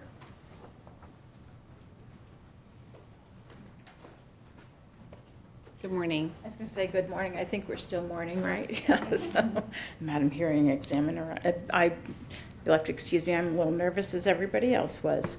I do appreciate your time because I do want to express my concerns about this zoning change. And I also appreciate their wanting to develop this because obviously they're in business to make money. I think it's $20 a day was the fee that was going to be charged, if I'm not mistaken. But I am concerned about the risk to the quality of life of the current residents and the on Pine Island, the people and the vegetation as well as the tortoises and everything else. You're not, we focused on the gopher tortoises, but this area, because it is agricultural, and I realize you say agricultural, but it's still undeveloped. You're impacting a lot of other native species, not just tortoises, because they're protected are important, and absolutely, and especially like you were saying, when we start separating them, and then you're looking at impacting they still need to be able to get to each other. And once you're impacting that with vehicles and other, things on site, you're definitely, fencing is obviously going to impact the ability for them to move. And I really do believe that this will be a disturbance of all of those things. We've also talked about the possible flooding, which we are, if you are familiar with which you probably are not familiar with the street, during rainy season, it's, we have times when the road is covered with water, and you're increasing probably sheet flow. And with that sheet flow, what can be also occurring is that those ditches connect directly to the outer bay. So you now have vehicles that are dripping hydraulic fluid, you have, gasoline spills, because no matter how careful people are, things get spilled. So now you're looking at a more, nobody touched on that environmental aspect of that type of chemical pollution that now has access to the Bay Area, which is where the fish and everything else is going to happen. We also discussed we've also discussed the litter pickup. Well, that's usually me because I'm not every single weekend, but nearly every single weekend I'm out on the side of the road in my little golf cart and climbing down into the ditch, which is why I know how it is, to pick up trash. And I know that the situation with pull-out trash receptacles, you have the traffic that will be impacting that. So that means someone has to make sure that it's put out on Sunday night or whatever. Then if someone hits it or spills it or knocks it over, someone has to be able to be there to pick them up and put them back into the facility. You can't have that sitting out, on the street side. I am glad that they addressed the need for some type of trash because, the original comments that about, no, we're not in the garbage business, but that if there are boats and anything else, people are going to be having trash, and they frequently don't bother to, pick it up out of somewhere if it's dropped. So the increase in traffic, noise, activity, possible criminal activity, there's now the original proposal only had one entrance, which was specifically only exit on, now we're looking at 2 entrance exits on Maria Drive, which definitely makes a huge impact. The Stringfellow, if you're talking about having, I truly believe that would increase the number of, FedEx Amazon. I think that that's going to increase the number of traffic if there's like this specific compound to provide that transportation. And I think that it said 400 trips per day, increasing 400 trips per day on a residential road is outrageous. We have children, we have cars, we have dogs, we have animals, that's a huge increase. That is a safety risk. And it's really not designed for that increased usage. There's no curbs on it. There's really not even any, the markings. Yeah, everybody just kind of knows where you are. But the other problem is with that, then things like mailboxes get run over, and so property can be damaged as well. I understand now that the proposal is for 95 spaces versus the 100 and something. However, that's long-term and short-term. When I was looking at the site map, it looked like there were going to be RVs parked on the side for Maria Drive.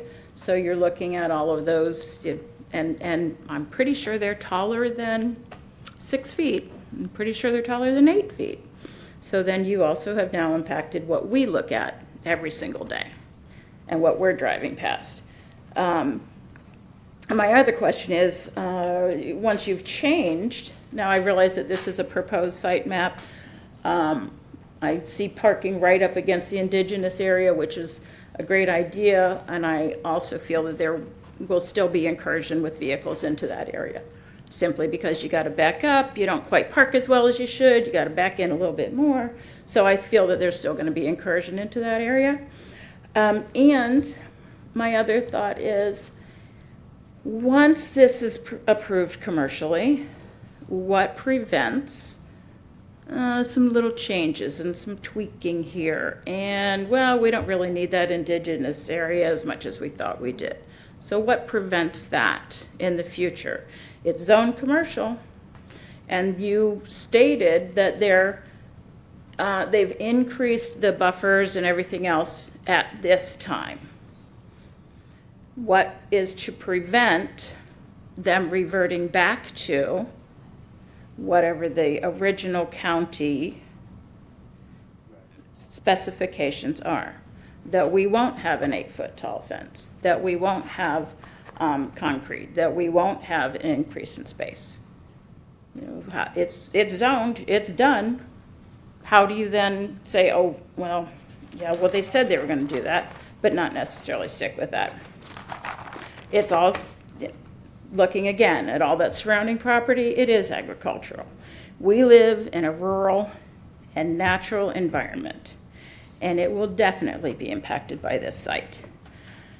In addition to the zoning change, you're also looking at the possibility of this opening up that corridor for more commercial development. We live on Pine Island, like my grandchildren will be 4th generation using and accessing this property. So, and I recognize that times change, because believe me, it's changed significantly from 100 years ago. However, we've maintained, and most of the island has maintained, that agricultural setting, that rural setting, that that island life. And we talk about the island life, and it is not the same as Upper Captiva. And I have supported the Captiva Land Trust to fight development out there as well. And,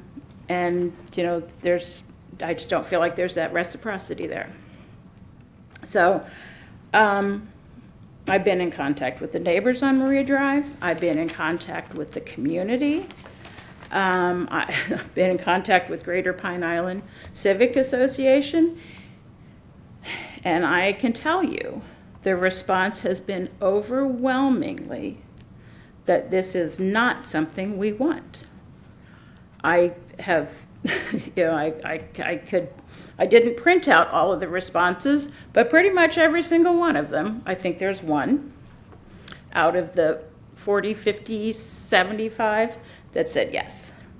Every other response has been no. People don't want this. They don't want to change the character of our island. So, you know, the traffic study is a concern, the coastal rural area, the vegetation, maintaining the shrubs. So we're saying, okay, we're going to have a 6-foot shrub. Who then maintains that? How do we make sure that that stays? When they die, you know, who continues to check up and make sure that this property continues to meet these requirements? Is there a check in place where someone is maintaining that? Is that solely on the owner? Because once it dies, oh well, now it's dead. I'm not sure about the number of things will have to be replaced and taken down and removed. And then I was hearing that current things that are indigenous will be able to be used as part of meeting the requirements, which is fine. So then you really won't have the spacing or the number of trees and introduced, and making sure that you're maintaining the variety, because, you know, bringing in 25 black olive trees does not support the native species that are already there, because when you change that into a single species or into very limited species, because the shrubs I'm sure are not going to be native. I don't know what the type of shrubs that are being proposed. But when you start introducing single species, you are impacting the environment. You are impacting what animals are able to live there, what animals are able to feed in that area. So all of those things, when you start reducing and removing, has an environmental impact. I agreed with what Mr. Murphy had to say about the future use and what this can entail for us. You know, I like to say, I guess we all say the island life, and that really is what we're seeking and what we want to maintain. And I think that this will change that. I think that this will be a problem, and I think it will open the door to more development and more invasive development. So I am asking you don't recommend this. I really don't want this zoning change. You know, there's other areas, everyone has said, there's other places that are currently available. There is commercial parking, there's close proximity, there are other providers. I just don't see the need for this, and I don't support this. So thank you for your time. Thank you for respecting our Pine Island community. Thank you. That was the last card that I have. Was there anyone else that wanted to speak? Okay, no? Okay, thank you. We'll come back to the applicant and the staff. Did you want to have a break before rebuttal? Yeah, could we just have a couple minutes? Tyler's had to take a quick call, but he'll be right back and coordinate just a little bit. Yes, we'll take 10 minutes, so we'll be back at 11:50. Perfect.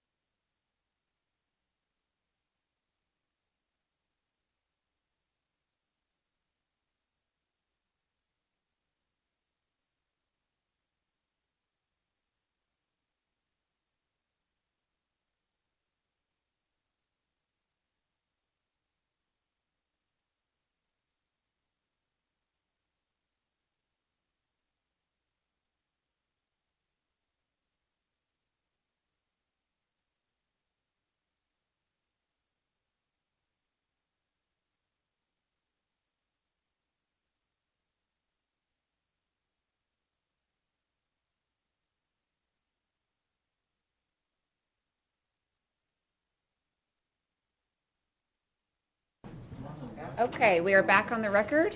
We can begin with the applicant's rebuttal whenever you're ready.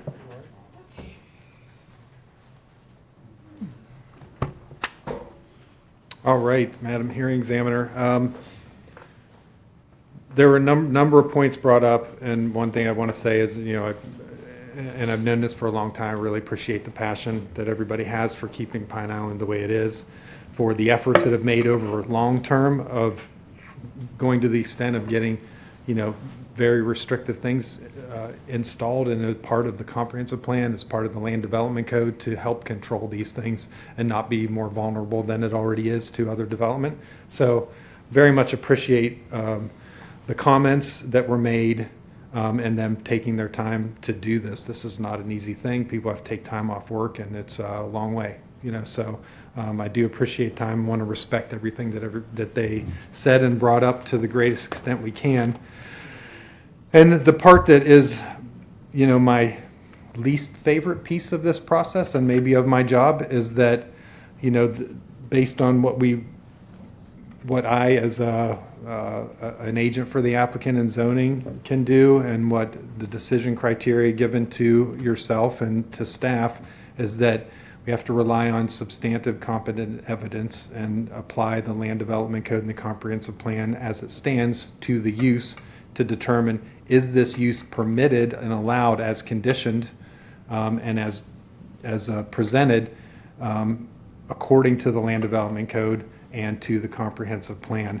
And I do believe that we have met that threshold, that even though it may be a bad business plan, a lot of what was brought up is this really needed? Is it really a needed use in this location or on the island in general? I don't know. It may or may not be, and that's really up to the Wainwrights to decide. But that's economics, and that for better or worse doesn't really have a play in this piece. Really, what it comes down to is based on the Greater Pine Island plan, based on those things that were adopted and all those limitations that specify minor commercial. Are we in the right location, and did we put in the right conditions in order to make this compatible with the existing uses? And the bottom line is, I think we have reached that threshold on this particular use. I think we understand what the minor commercial is, what that requires, and have gone below those thresholds and actually tried to go beyond the code requirements in order to try to fit in to the Pine Island character to the greatest extent we can, including enhanced buffers, indigenous areas, protecting the species and things that are on site already. There's several conditions that are going to make us go through more hoops to make sure that happens. I do appreciate the one comment made that said, it's asked about, once this is commercial, what prevents changes, or and who's going to enforce the protection of these species? I thought that was a good, a worthwhile comment to really think through. And thankfully, I guess, out of their concerns, that we have offered a very limited schedule of uses. So if there would be a use, if it would be, say, it would be sold or another user, this runs with the land. And the list of uses is extremely limited. If somebody want to come here and do something different, more intense, less likable, or palatable, they would have to go through this entire process again, including at least one presentation to the Greater Pine Island Civic Association, a hearing before yourself, the Madam Hearing Examiner, and the Board of County Commissioners. This one has taken us 2 years, so there would be plenty of time to have those kind of comments and revise plans, and through input, get to a better place. So bottom line is, if changes to happen are not easy and not simple. So, and this runs with the land. So regardless of whether it's the Wainwrights or others, we are very limited as to what can be done on this piece of property. So I hope that provides some comfort, even if they don't agree, that it's the highest and best use in their opinion on this property.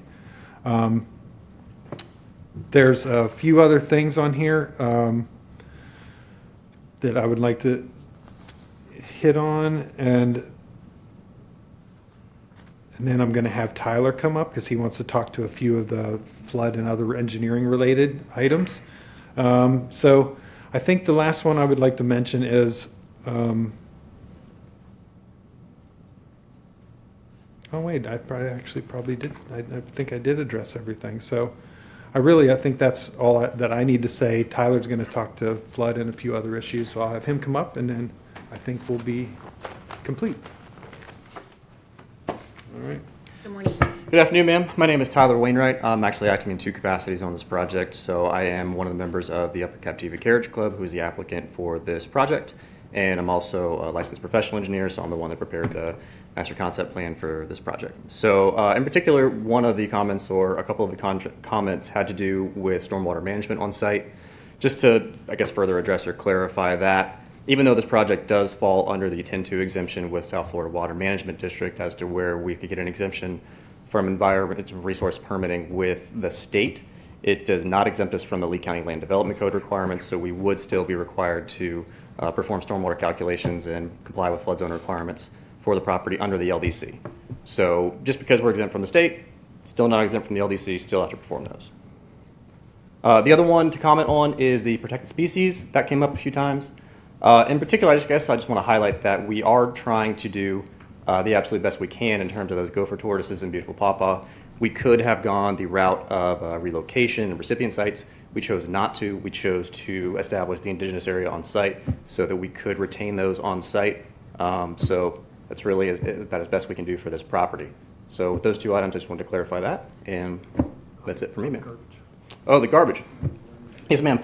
I think there was some confusion about the intended use about the garbage.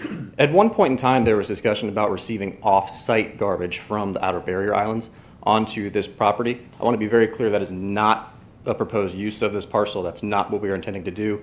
The deviation request is for on-site generated garbage disposal in totes. So we are not proposing to receive off-site garbage, if that was the misunderstanding. Anything else? That's all I have. Thank you, ma'am. Yeah, thank you. Did staff have rebuttal comments to provide? I just have a couple things.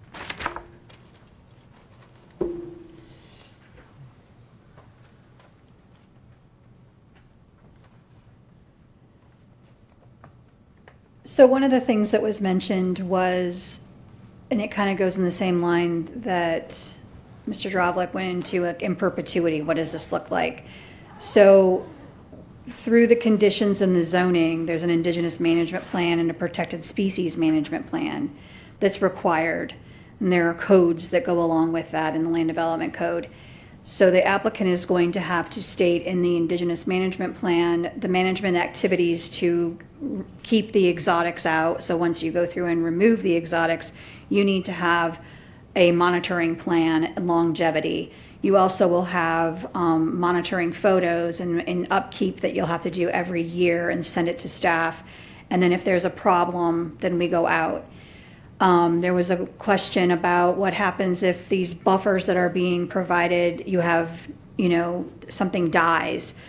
Through the development order, those are legal plans that have landscape architecture plans associated with them that show these buffers in detail of where the trees and the shrubs and what have you are to be planted. That has to be upheld through the life of this use. If something dies and doesn't get replaced, then they are in violation of their approved development order. That becomes a violation. And if they don't remedy it or abate that violation, then they come before you on a Monday on a violation case and have an order of what they need to do or fines they have to pay. So that is set up, and that's for everything that we issue development orders on. That has to be upheld. The change of use, there are 3 things that will affect if someone buys this, picks up this property and decides to do something different. Intensity is looked at. So if there's an additional use that's added that increases the intensity on the site, it goes to public hearing, goes through the same process that the applicant had to go through. If the indigenous open space is reduced by 10% or more, then it has to come back before a public hearing.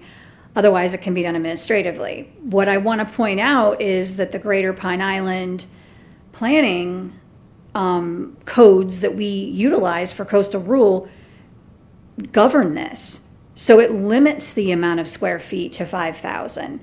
It limits the amount of impervious. So whoever comes in here and picks this up, They are under the guise of the same coastal rule code that this applicant has to do. So 2 acres of impervious is what you're limited to. You cannot go over that. If you go over it, you're going through and changing a comp plan amendment or something to that nature to be able to develop that way, or a land development code change. So I just wanted to point that there are checks and balances on this once it goes through. Thank you. Yep. Okay, so coming back to the applicant and the staff, there were some housekeeping items that we need to leave the record open for, so I can review those prior to making my recommendation. So specifically, that was the deviation number 2, just pulling out whatever the staff response has already been, or if they need to evaluate that now and provide it. And then the updated condition 9 language that we had revised. I'd also be open to any discussion that you might want to have on hours of operation. That was something that you mentioned that was considered at one point, but your position was that by its use, that would be monitored, but that was a concern that we heard from the neighbors, and just given that it may be that you're not agreeable to that, but I'd like to at least that discussion to occur before you submit the written submissions. So I can give you 2 weeks, if that's enough time for you to get through that process. Okay, so I'll do end of business on November 7th. And then for everyone that came today, thank you very much for coming. If you submitted a card, you'll receive a recommendation copy once I issue that. It will be several weeks because they've got 2 weeks to clean up some of these items, and then I'll need to evaluate everything and consider what I've been given, and then make a recommendation to the board. You will receive a notification of when the board hearing will be, and if you spoke today, you can speak at the board hearing as well, and they'll make the final decision in this matter. Thank you, everyone, for coming. Please stay well and stay safe. Thank you.